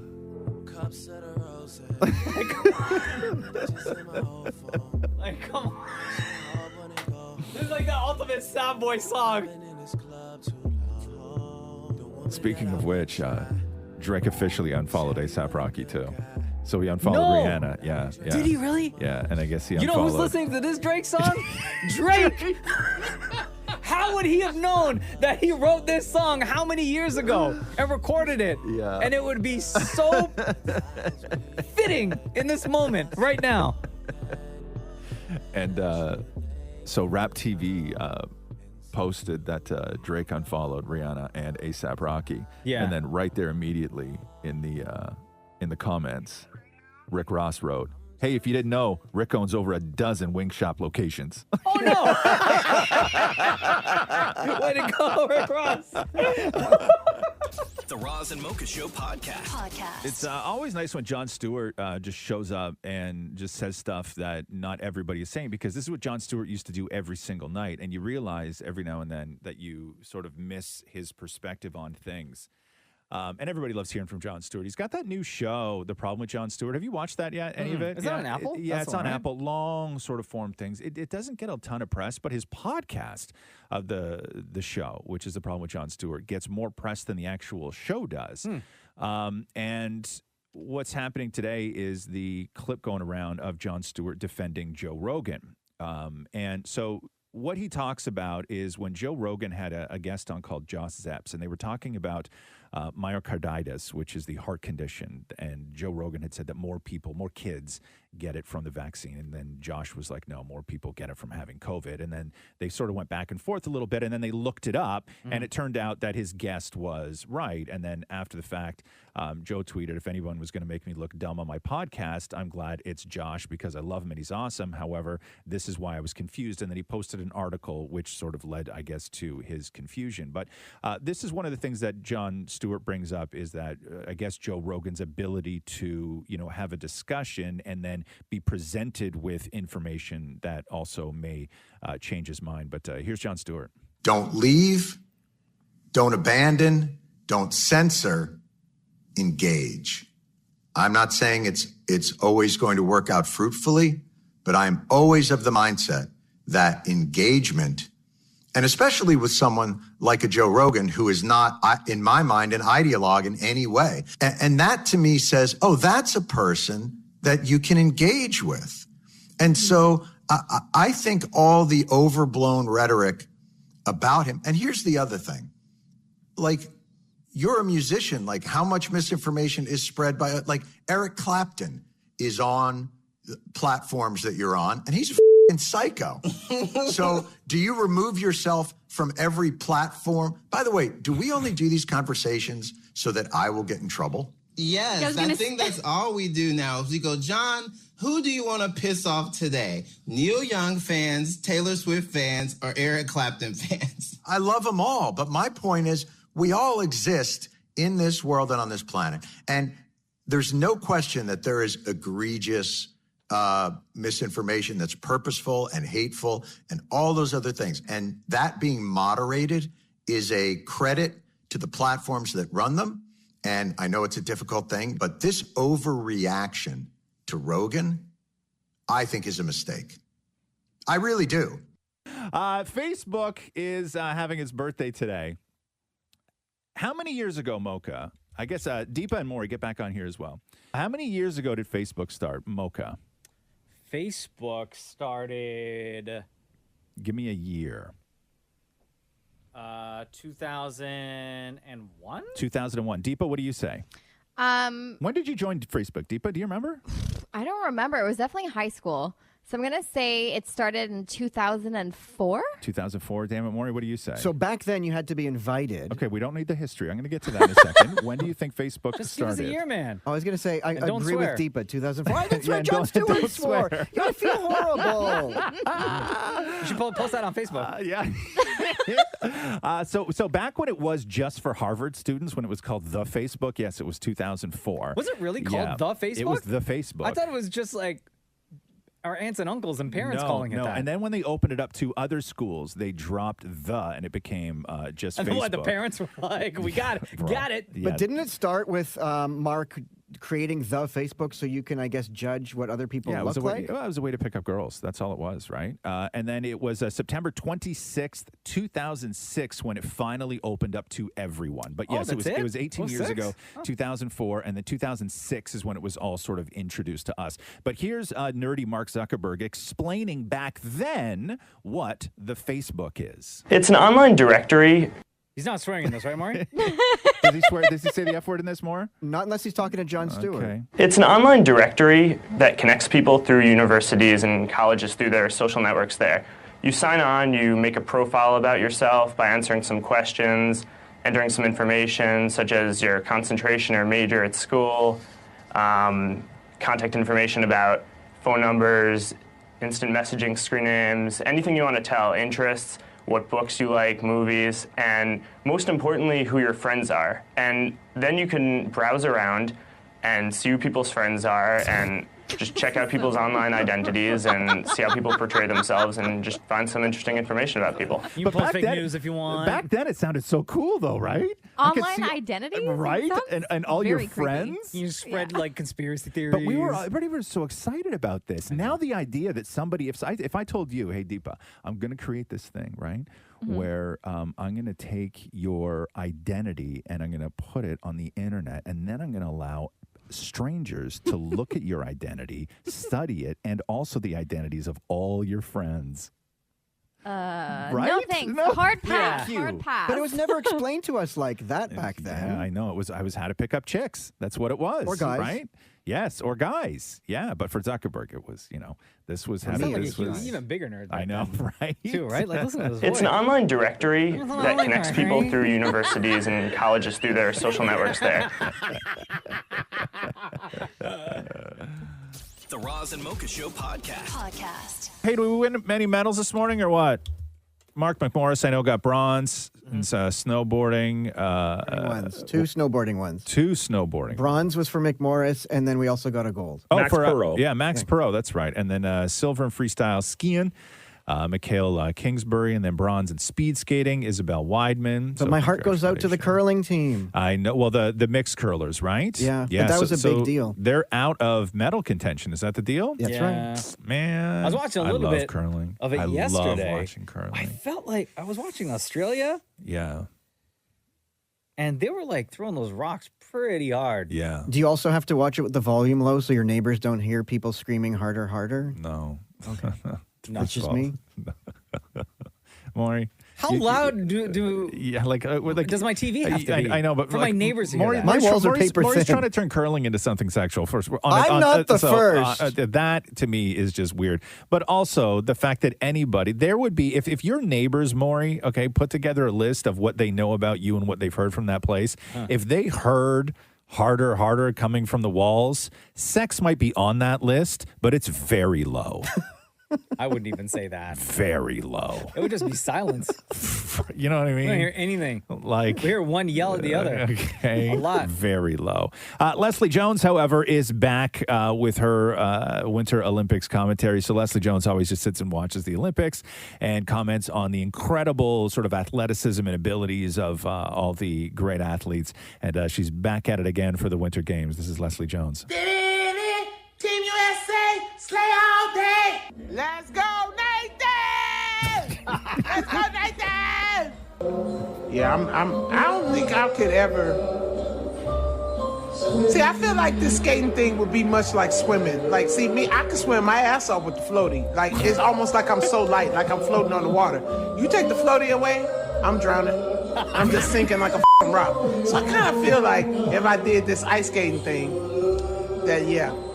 Me trying to lift myself off the ground to do the little turn in the air, that's gonna end bad for everybody. The ice. Let's talk about them picking them up and with the full blades in their thighs, son. Like when they pick people up and they carry them blades be cut them thighs, right? Or am I tripping? I don't know how she's skating in that skirt, how she doing it, but they doing it. And they got a nice little beat, right? So far, they have been literally in synchronization. Okay, now he just clowning. Now you just showing your ass. You see that? Okay. She's hopefully lots more from Leslie to come. Sure we will. The Roz and Mocha Show podcast.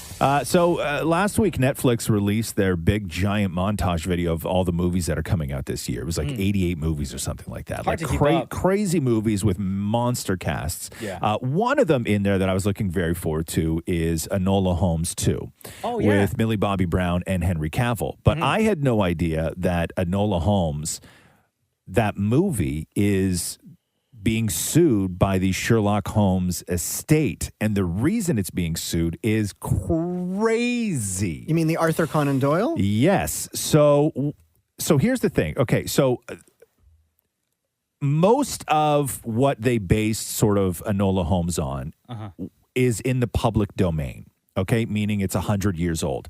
But there are 10 stories that were written between 1923 and 1927 that people aren't allowed to use because it's not in the public domain. You can't use it without permission. So here's where it gets interesting. Wait, real quick. For anyone who hasn't watched Enola Holmes, she is the Sherlock's niece? Something like that? Yeah. That's right. I guess. Yeah. Okay. Okay.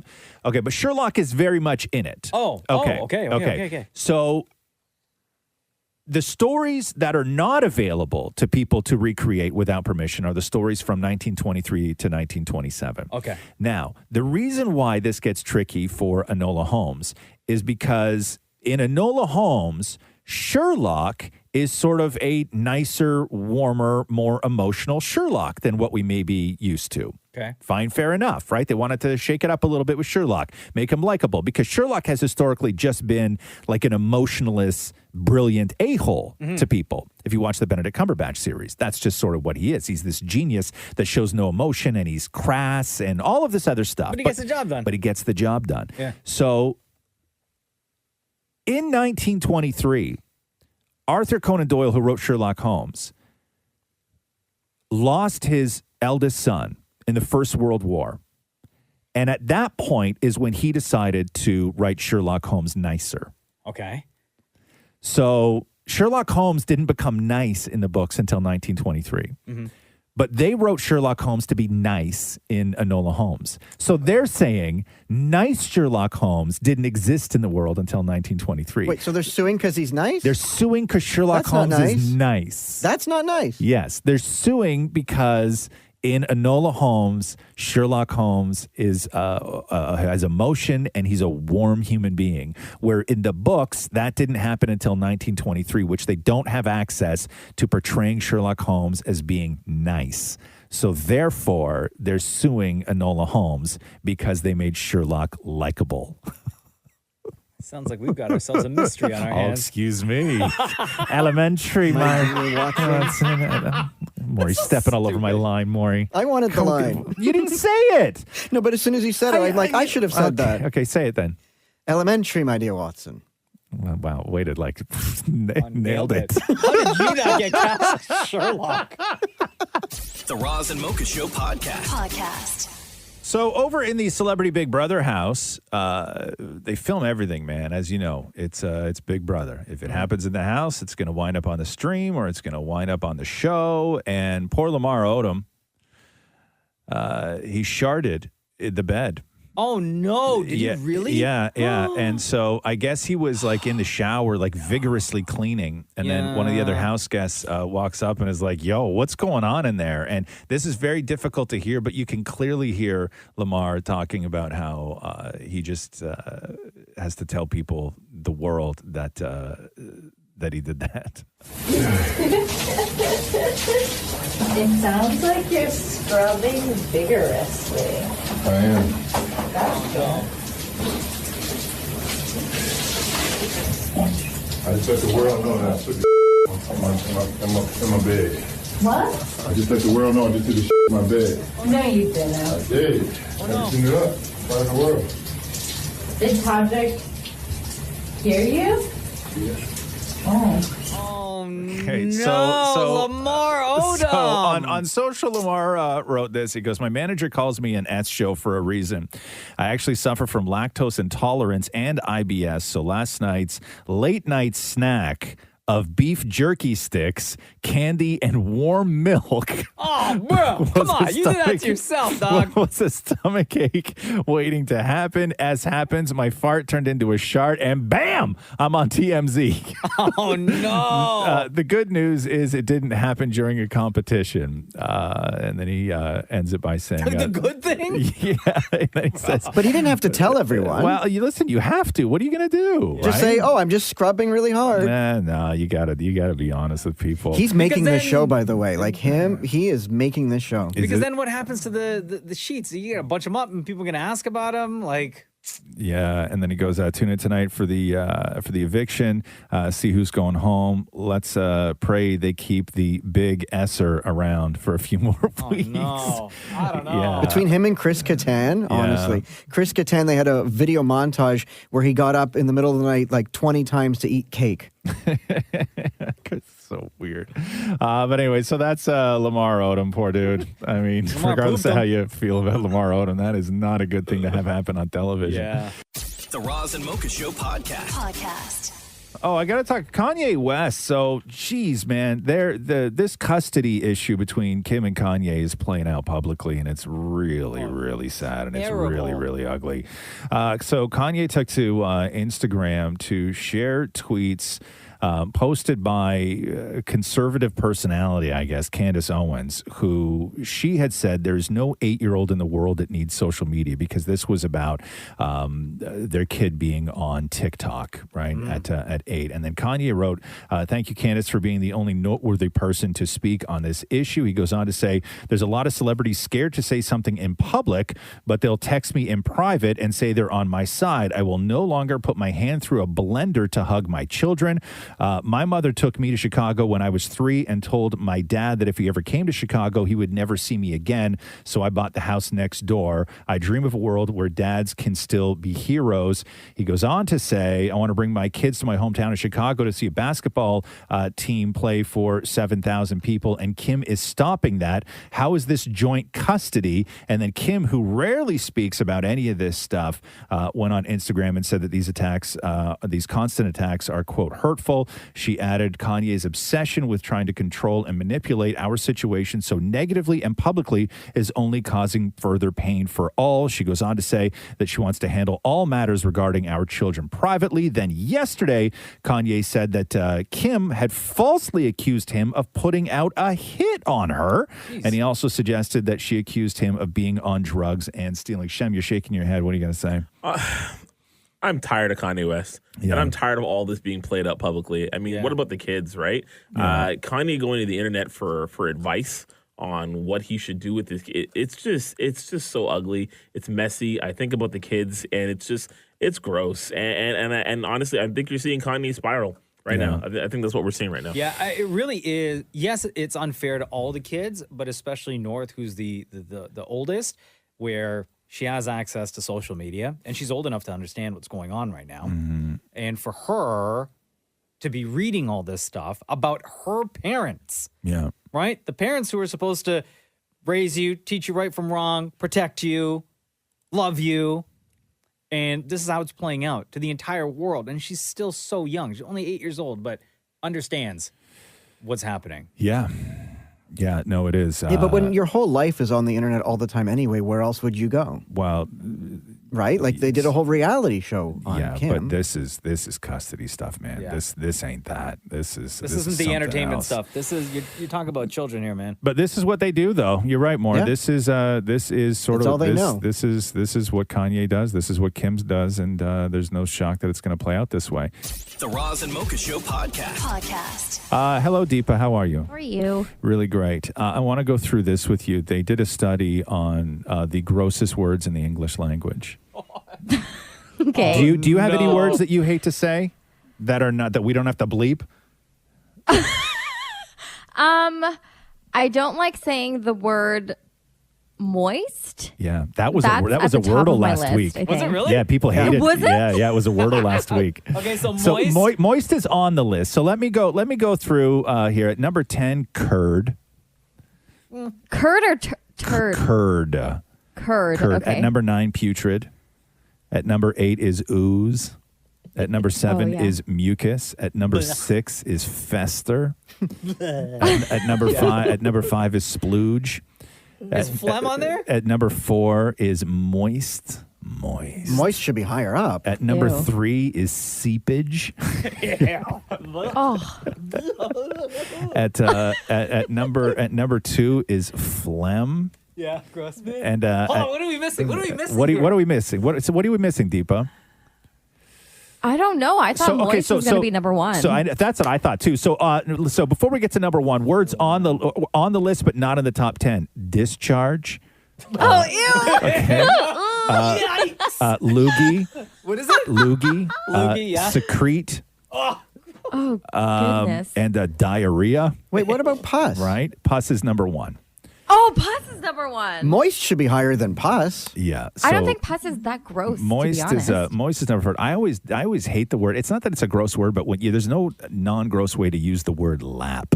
You know what I mean? Like if I said Mocha spilled a little drink on the desk and just leaned over and slurped it up, that's fine. But if I said Mocha spilled a little bit of drink on his desk and leaned over and lapped it up, Like a dog? Yeah, it's so gross.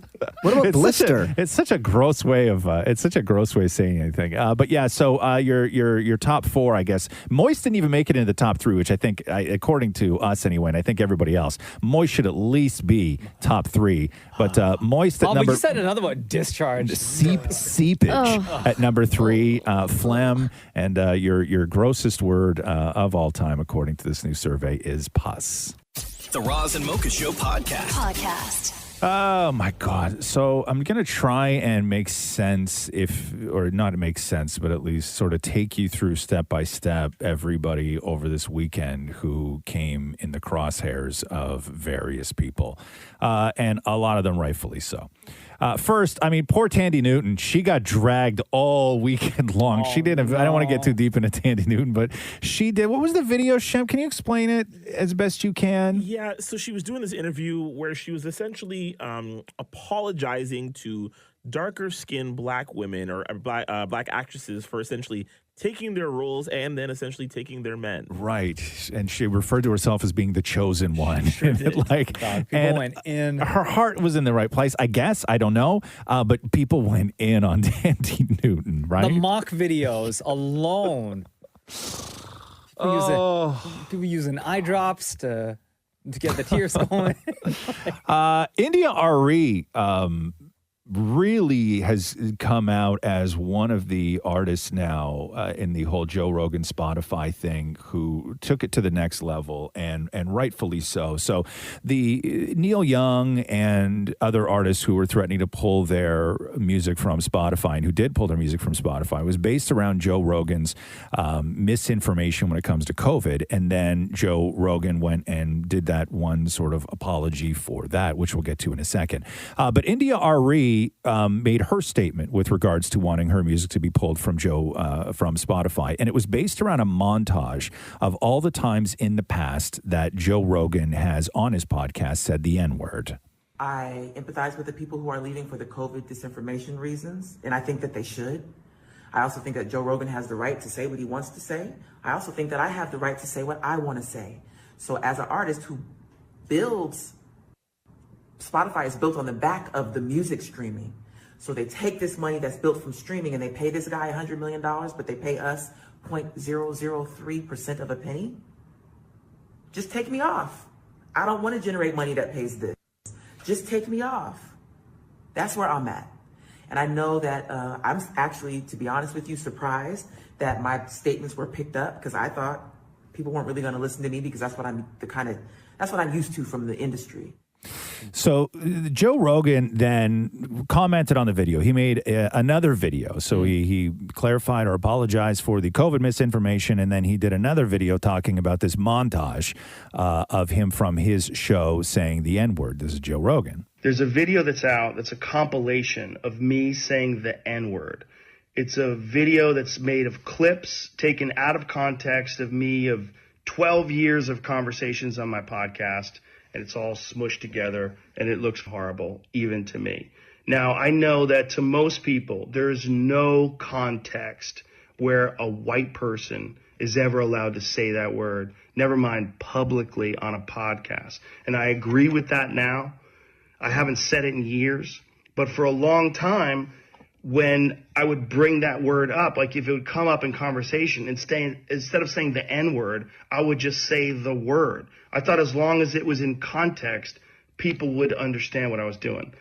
I was also talking about how there's not another word like it in the entire English language, because it's a word where only one group of people is allowed to use it, and they can use it in so anyway, many we different get it. ways. Thanks, Joe. Like if a white person says that word, it's what winds up racist. happening now is Spotify has reacted to yet this. So over the COVID misinformation, they said that they weren't going to get rid of Joe Rogan. So now you have this. Now you have this montage going around talking about the amount of times on the show Joe Rogan has said the N-word. So here's what the head of Spotify said. He goes, "Well, I strongly condemn what Joe said. I realize some will want more.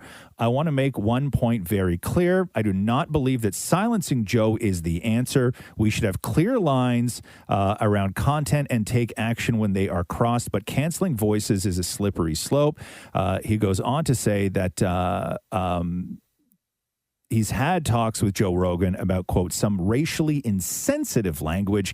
And then following that discussion, they dumped, I think it was 70 or so podcasts from Joe Rogan's archives where he not only used that word, but like other things or guests had said something.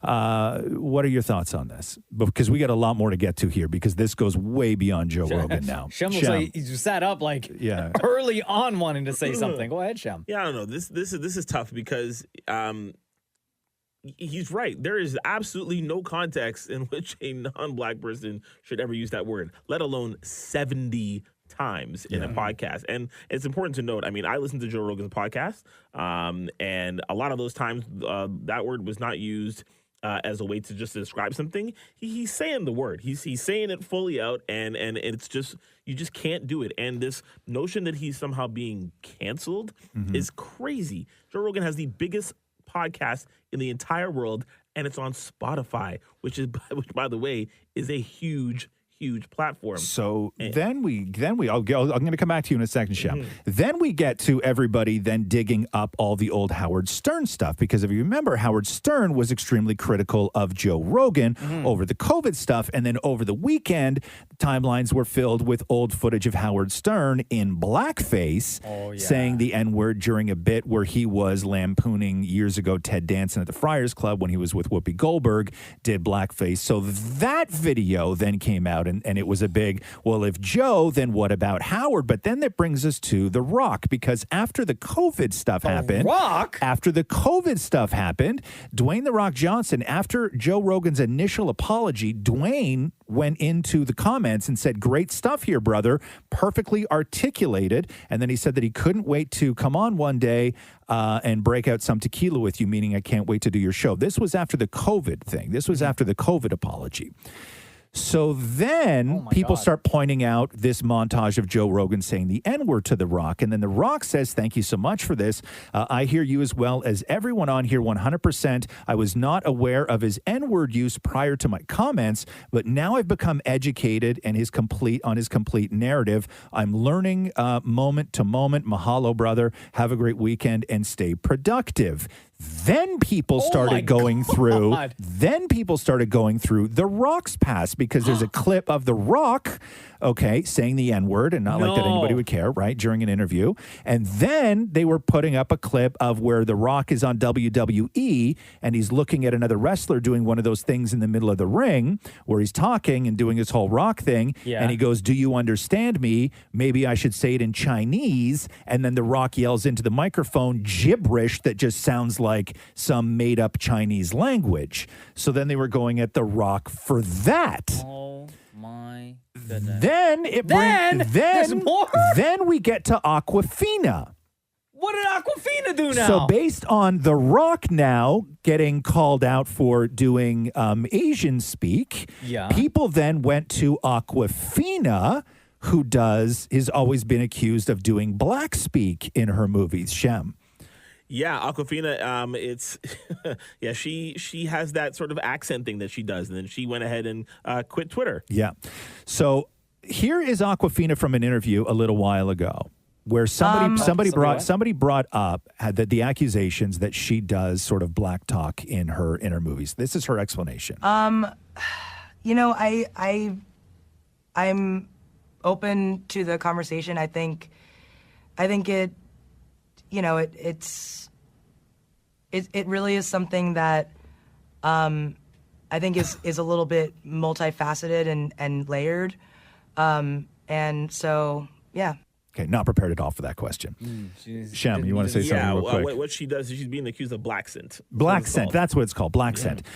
So she wrote a big apology, and then she said that she is quitting Twitter.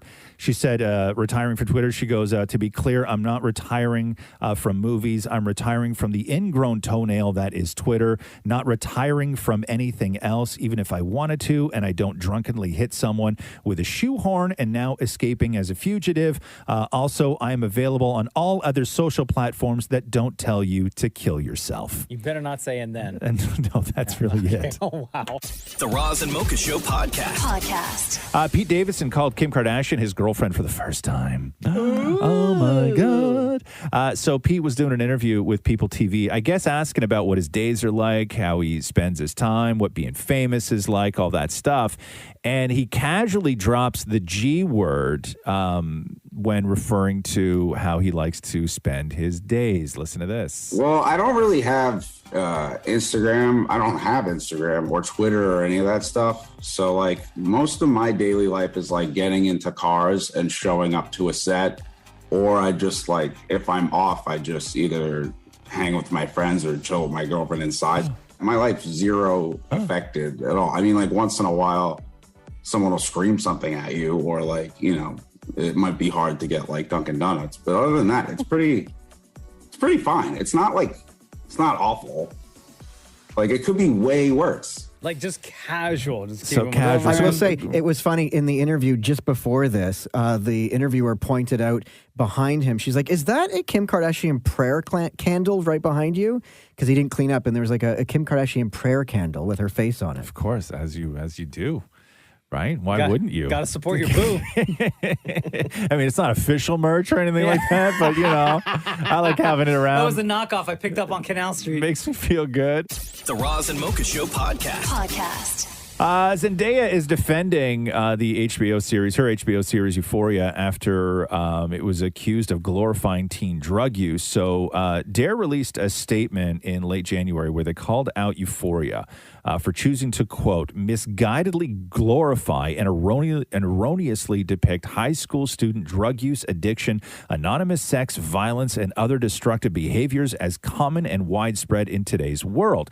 And then so Zendaya was doing an interview with Entertainment Weekly where she said, our show is in no way a moral tale to teach people how to live their life or what they should or should not be doing. If anything, the feeling behind Euphoria, or whatever we have always been trying to do with it, is to hopefully help people feel a little less alone in their experience and their pain, and maybe feel like they're not the only one going through it or dealing with it at the time. So that is Zendaya. Do you watch that show at all? Mm-mm. No, I know you don't? you and Shem. I watched I really enjoyed the first season. I didn't pick it up after that. I will. What season is it now? I don't know. Season 2. And let me tell you, the episode on Sunday night is going to absolutely not just get her a nomination, but win Zendaya another Emmy. I think she should win. I think she should always win. She's the best. She is so good. Yeah. Yeah, no, she's the most talented young actor working right now, full stop. Like, no questions. The Roz and Mocha Show podcast. Hey, damn it, Maury, listen to this. According to a new study, an extra 1.2 hours of sleep a night may help you lose weight. Oh, man, and I didn't get to sleep till 3 a.m. I got half an hour of sleep. Listen to this. A new study finds that getting more sleep each night can actually facilitate weight loss, how this works. And that sufficient sleep is a crucial ingredient to overall health and well-being. We know that, but how do you lose weight by sleeping more? Well, here's the deal. By increasing your sleep by about an hour a night, study participants reduced their caloric intake by an average of 270 calories a day. I don't know what that means. So they're saying, listen, chompers, okay? You're eating too much. Just spend an hour sleeping so you're not eating. So can you eat more if you sleep more? No, basically what you're doing is you're just depriving your awake life 1 extra hour of not eating.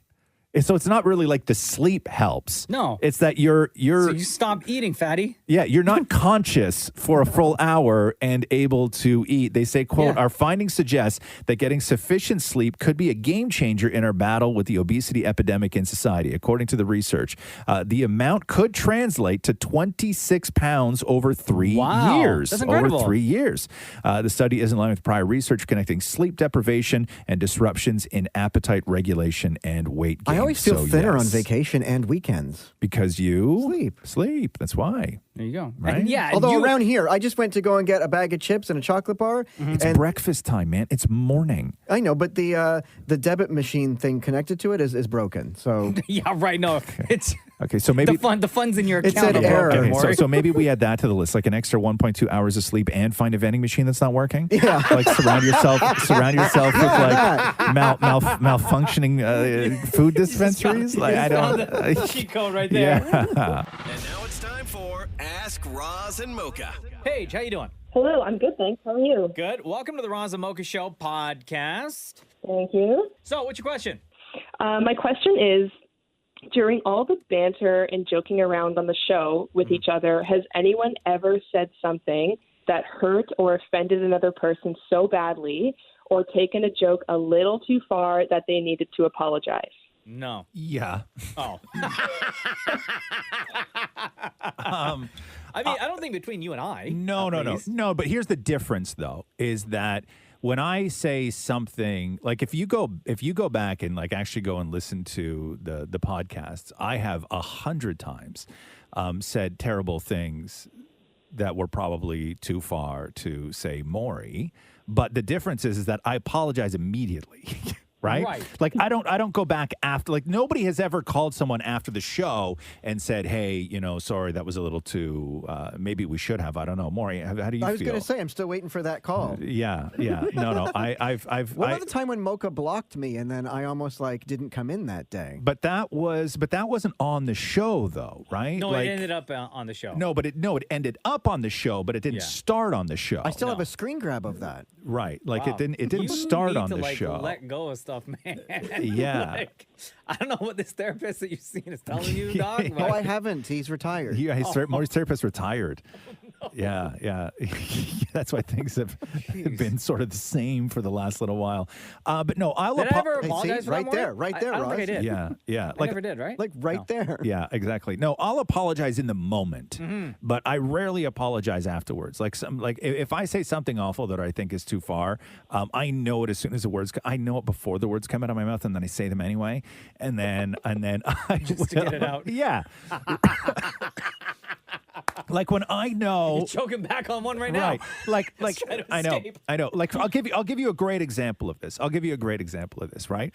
Like anytime somebody says anything about a sort of relationship or divorce or breakup or done me wrong, and I immediately look at Shem. Now, I know it. Now, okay. Now, okay. Don't bring me into this. Okay, now I know what I'm going to say, and then I say it, but I apologize right Immediately, after. right. Immediately after I apologize. So it doesn't sting. Yeah. So I would say, like, have I ever been hurt? No, I've never taken anything that anybody has ever said to me or about me on this show home with me. Like I may have been kind of like not hurt, but. Oh, yeah, like you kind of feel like, oh, that kind of sucks. Yeah. But it's mainly like nothing that I don't think any of you guys have ever said. It's somebody will say something try on harder the next time. phone, or you can try all you want, Maury. You do not have the skills, brother. Oh, see, right there. Apologize twice. in I'm one defending sentence. myself. Have you ever felt, Mocha, that No. anybody has ever said anything to you? No. And Maury, like realistically, without like doing a bit here. Have you ever? No, I'm not going to go down the emotional, train track, but there's been times, sure. Like, is there a time that you can recall? That may have been the smartest thing I've ever said right there. Yeah, but you screwed up the end of it though. Just then, when you started that next sentence. No, but that doesn't count for the first You're good for one sentence, huh? Yeah, Like you got Third one. You got one in you. Max. But has there ever been anything that you felt like that happened on the show, not something that happened off the show? Oh, on the show, no. Yeah. Like I'm the type of like I actually love being made fun of, and I love just because I still feel that you make fun of those that you love. At least that's what I say to myself. I will say this. I have bared a lot of the brunt for the sort of perceived nastiness to Maury, right? I'll say that. Over the years, I had DMs and people say stuff to me and everything else. Yeah. I am so like in those moments, one, I really don't engage and there's nothing I can say that's going to change somebody's mind. So I usually don't comment on it. But the only thing is, in those moments, I would say a good 80% of the time, the thing that they're pissed off about, or the thing that they're pissed off at me about for saying to Maury was 100% Maury's idea. Right. Do you know what I mean? Yeah. Right? Like, hey, can we do this today? Where this is the design of that thing that we do on the show, or is that Maury's going to look a certain way and then I'm going to say something to him, right? Like it's his idea, and then only I'm the one that then has to do battle with people over Maury's idea. But you don't take it home with you. No, because I'm so protective of everything on the show. I don't tell them that, right? Like I would never Totally, say yeah. that was all Maury's idea. I'll just never do that. And that was just a reaction to it. No, yeah, right? exactly. Yeah. Like I would never do that. But those things do make me feel bad, is that when something is planned and it's deliberate and it is like the execution was perfect, where we all thought it was great and we all felt really, really dynamite about it afterwards, when they come on and say something like that. Yeah. Does that answer your question, Paige? It does. Thank you very much. Thank you. Appreciate you. Thanks. Deborah asks, Roz had mentioned how he's a writer and enjoys writing. Is there anything besides the show that Roz has written for? Other shows, movies, etc.? Movies? Are you thinking I'm working on a secret screenplay over here? I don't know. You're very busy during the day. I am very busy. I am very, working on a secret screenplay? Yeah. You don't know what my secrets are, No, Maury. am I in it? Are you in it? Oh, God. That's the only reason why he wants to know, huh? Exactly. Yeah, exactly. I could write a screenplay. I could write a screenplay about a guy named Maury who looks just like Maury, right? Who is the worst person. Like a pedo, murderer, everything else, right?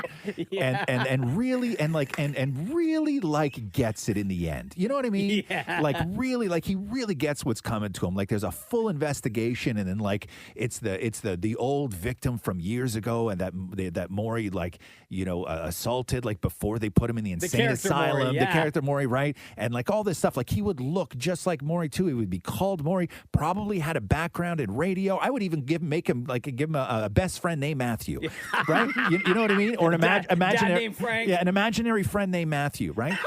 I could write this screenplay, right? Yeah. I could write this screenplay where in the end, like Maury just gets annihilated in the end. He would read that and find it so flattering. Yeah, big time. It's like, oh my God, I'm in the movie. Right? You know what I mean? Guys, they made a movie about me. You know what I mean? Like you're so into show business and you're so desperate to be part of that world that you would find all of that flattering. I guarantee it. But no, I did not. Is that the role? I did not write a screenplay based around Maury. Maybe I should do that. No, I spend most of my day. No, writing. you know what Maury would hate? What? If you wrote a screenplay and it was like loosely based on your life or just something, right? And you left like anything that had to do with the real life Maury just completely out of it. Like he doesn't even exist in the script. No, the worst part would be if it was completely about Maury, looked like Maury, and you cast someone else. Oh, no, he's not talking about casting you though. You're not acting, Maury. You're not an actor. You can't act. I have an IMDb with like 5 credits on it. Okay. But I would say that with the writing stuff, no, I'm just writing. I just write constantly. That's all I do. What are you writing? I'm just writing stuff, man. I just write stuff. Mind your own business. Like, is it a diary? Mind your own business. A about your diary? No, I day? journal. Yeah, I go home every day and I journal. More. Okay. Today was very productive. Okay. There's nothing wrong with that. Okay, men who journal. There's no shame in that. I do it all the time. I would write Maury. I would write a movie and I would make Maury. I wouldn't make him a pedo because I don't know how many tickets he'd sell for that movie. Zero. But I would make Maury. I would put Maury in a movie, and the thing about the character, the one sort of identifying thing about the character, is that nobody finds him funny. That's great. You know what I mean? Yeah. It would be the story of just some guy where, maybe it's like almost like the Sixth Sense where, when he finds out that he's dead this whole time, right? Like it would be like that where Maury just goes through life and it's either people don't get his joke. Like every time he says something, it's just always a look of confusion on everybody else's face. And then dismiss him. And just dismiss him. Yeah. So like real life. Yeah. No, come on now, more. I'm just looking at, because you mentioned IMDb. Oh, you on what? Oh, thank you, dude. Why? Why? Thanks for bumping up my eye. Thanks for letting me promote my IMDb on the podcast, It guys. raises my star value. Hey guys, let me promote one. Can I come on and promote my IMDb? Thanks for the support. Thanks. Let's see here. Yeah, he was in Private Eyes, which we know, with Jason Priestley. He played Jason Phillips. Listed on Murdoch Mysteries as passerby. Yeah. Frankie Drake Mysteries. Yeah. Listed as stagehand. Yeah. Hudson and Rex. Listed as an orderly. And then last year, Pretty Hard Cases. Listed as Enrique's driver. Have they given you done a character with a name yet, More? With the one with Jason Phillips. Who's Jason Phillips? That was my character Private in Eyes. Private Eyes. Oh, your name was Jason Phillips? Yeah. Oh, nice. Okay, so you've done one with a... What was That's got to your- be a big deal when you look at the call sheet, and your character has a name, right? Instead of, like, opposed passerby? as opposed to guy with chips. And Right. was it Frankie Drake Mysteries? My name was at the beginning credits. No, I mean a character name. Yeah. No, I'm just saying. And also, I was in the beginning credits. Like in they something. put Dan and Maury like at the beginning of the show, like in the Yeah. opening credits. That's a big deal. And special My guest agent appearance had to by. negotiate that. Really? Yeah. Like how much pay did you not take in order to have that? I don't know what they talked about behind the scenes. What did you make for that? People want to know what show business is like. Well, it's an actor thing. Okay, so when you go and do something like this, like you go and do a scene, on Hudson and Rex or a scene on Private Eyes, you're there for the day. It's like it's not a multiple day shoot kind of thing. Like one day. Like one day, and you get paid for that. Like your name is in the opening scene of the credits, for instance, right? Like what do you get paid for that? Like $600-700. Yeah, That's not bad. man. That's crazy, right? You know what I mean? You're on a television. Your name is in the credits. Like to me, Oh, if you your think name that's is low? I think that's low. For me, if your name is in the credits of the opening of any show, that person should be making more than $700 for that. Yeah. And am I nuts for that? That's like when you find out that all these Marvel stars and like people who've done these giant movies. The first movie that they did, they made like $60,000. Yeah, for it, yeah, right? yeah. And the movie made $150 million. It's crazy. Well, look at that. There you go, Maury. I pumped up your IMDb. Oh my gosh, thank you. My star rating. Sam says here, for Wordle, so you guys all play Wordle, I don't. Every day. For Wordle, do you start with the same word every day or choose randomly? Great question. No, randomly for me. Oh, you could tell because Maury will send through in the group chat, all three of you, Roz, Dammit, Maury, and Shem will send through You show your work. You show your work, basically, but without the words, right? Right. And it shows you like how many attempts it took for you to get the word right. But then Dammit Maury will do that and follow it up with what all of his words were in his attempt. Roz, I just sent you mine from today. Okay, hold on here. Where are we? Let me find this. But it's so weird. Even when you get letters that show that those letters are not in the word, you will continue to use those letters. And sometimes the letter's in the same spot, Maury. Yeah, he does that a lot. I did that on Sunday. If they I tell sent you him that. if they tell him there's no S, he'll keep that S in that same spot all day. Yeah. Like, do you think it's the one going I to change sent his you mind? for Sunday, Roz, read the one that starts with donut. I just realized now I used L in the wrong spot 3 times. Hold on here. Where are we here? Okay, so donut was your first word. Is that one? Yeah. And then donut and water. What were you dreaming about that night, man? You woke up. Donut, water, and then milks. Milks? Donut, water, and milks. Okay, so they told Maury that the I and the L were in the wrong spot. Maury then did 3 more words with the I and the L in that exact same I spot. don't know. Come on, man. You got to be doing this on purpose now. No, I'm just trying to find a word with green. Okay, and then so milks, and then kills, and then silly, and then skill. Oh, was skill the word? Yeah, silly. So donut, water, and milks is how Maury started his. Shem, what's your strategy? What do you normally start with? I've got, for me, the key is always to pick a 5-letter word that has 5 different letters. Mm-hmm. That's my key. So whether the word is ready or right or I don't know, whatever, or milks, I always go with a 5-letter word that has 5 completely different letters. That way, what's the word? What am I looking for? What's the wordle? What's the wordle? No, but I'm using up as many letters as possible. Have you ever done this? Have you got it wrong or not? Didn't do that well on your phone, and then go to the and if you have another phone or another computer, and then do it so that you get a better score, and then post that one. Maury, do you think that we're double phone guys? Like, I don't have 2 phones. Also, I'm not one of those. You get a hobby, man. You're so used to cheating. Yeah, you you're try and so cheat used to yourself. No, I'm asking if Shem did it. And you have a lot of time on your I hands. refuse to cheat, man. No way. No, come on now. Do you have a strategy? Yeah, I'm Ross? sort of with Shem. You have to have 2 vowels in the first word, and you got to try and use as many, as you can. I had great luck the other day with. I'm trying to remember what the word was.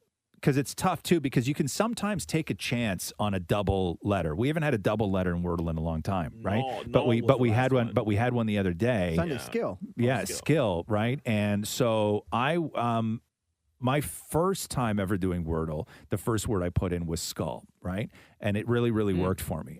But you need to you got to try and get rid of or confirm 2 vowels in that first word. I think that's the key. Is you got to. Maury's making notes. You got to use. But my fear is because on the one for today, I ran out of vowels, and then I'm screwed. What do you mean you ran out of vowels? What? Because then it ended up being for today's. Yeah. It ended up being 2 E's in the answer. But it took me a long time to figure that out because there are times where you'll write a word, then delete it and try and figure out a different way before you hit enter. Right. The one thing about Wordle that does screw you over is that if you get one letter right, they don't tell you that there may be another one of those letters in that word. They don't tell you that if it's doubled up anywhere. And you often wouldn't try that. Right. Well, I mean, yeah, you do, but you just don't. Milks. I will say the one for today, Shem killed it where you got it in 2 attempts. 2 attempts, yeah. And your first attempt, your second, third, fourth, and fifth letter were all correct. Yeah. What was your first word today, Shem? Older was my first word today. Older. Yeah. And it was elder. Oh, so annoying. Oh, my God. Good for you. Mine was hands. Your first word was hands? I went hands, doggy, judge, rides, and then elder. Right. Yeah. So you got to do 2 vowels in that first word, though. Yeah, big time. Yeah, I only used A. Yeah, hands. Of course. Okay, Katie asks this question. You're going to a dinner party and it's BYOB. What drink are you bringing? Like a wine. I always go for a red wine. That's something nice. Do you get pissed off if they don't open it? No. No. Like, am I bringing it for myself or am I bringing it as a gift? No, BYOB. Oh, yeah, I'm not bringing red wine. No, I will. Normally something in cans. Yeah. Yeah. I went a long time ago. I was invited to a house party where it was bring snacks to share. Yeah. Bring snacks to share. Long time ago, you were invited to a It was party. a When? movie night. High school, right? No, it was work related. Okay. Who, Maury? Wait. Yeah. When you say work related, not work here, you mean Matthew's work related? No, it was at Corey Kim's house. Yeah. And so How many years ago was this? It was 15 years ago. Okay. And so I So show you got up, invited to and a party I'm once. so Okay. excited. I'm like, oh my God, I got invited to movie night. And it's bring snacks, right? Yeah. So I showed up with a snack-sized bag of popcorn and 1 can of Coke. And to this day, he brings it. I was you're supposed to bring stuff to share. Yeah. I brought 1 can of Coke. 1 can of Coke. That is so you, though. You were expecting everyone to shove 15 straws in there? No, I just thought you brought for yourself. Yeah. See, this is the problem. This is... Because you don't go out much. That's the thing. Yeah, you don't get invited places. No. Hey, Moore, Yeah. was that the last sort of party you were invited to? Yes. Okay. What movie was it? Oh, Judge Dredd. Maury's showing up to Guys Night, Judge Dredd. One can of Coke. One can of Coke in his pocket. It's warm. Saturdays are for the boys. Right. Man, you know what? More honestly, if you showed up to my house with one can of Coke and it accidentally like spilled on your pants, I wouldn't even give you something to clean it up with. If it spilled on your pants, I'd say use your shirt. You know what I mean? You bring one can of warm Coke to my house. That's what you're getting. Okay, we'll end on this question here from Kate. How do you, I'll just spell the word and then you guys say it, okay? We'll start with you, Roz. ADDRESS. I don't even know what you said again. Say it again.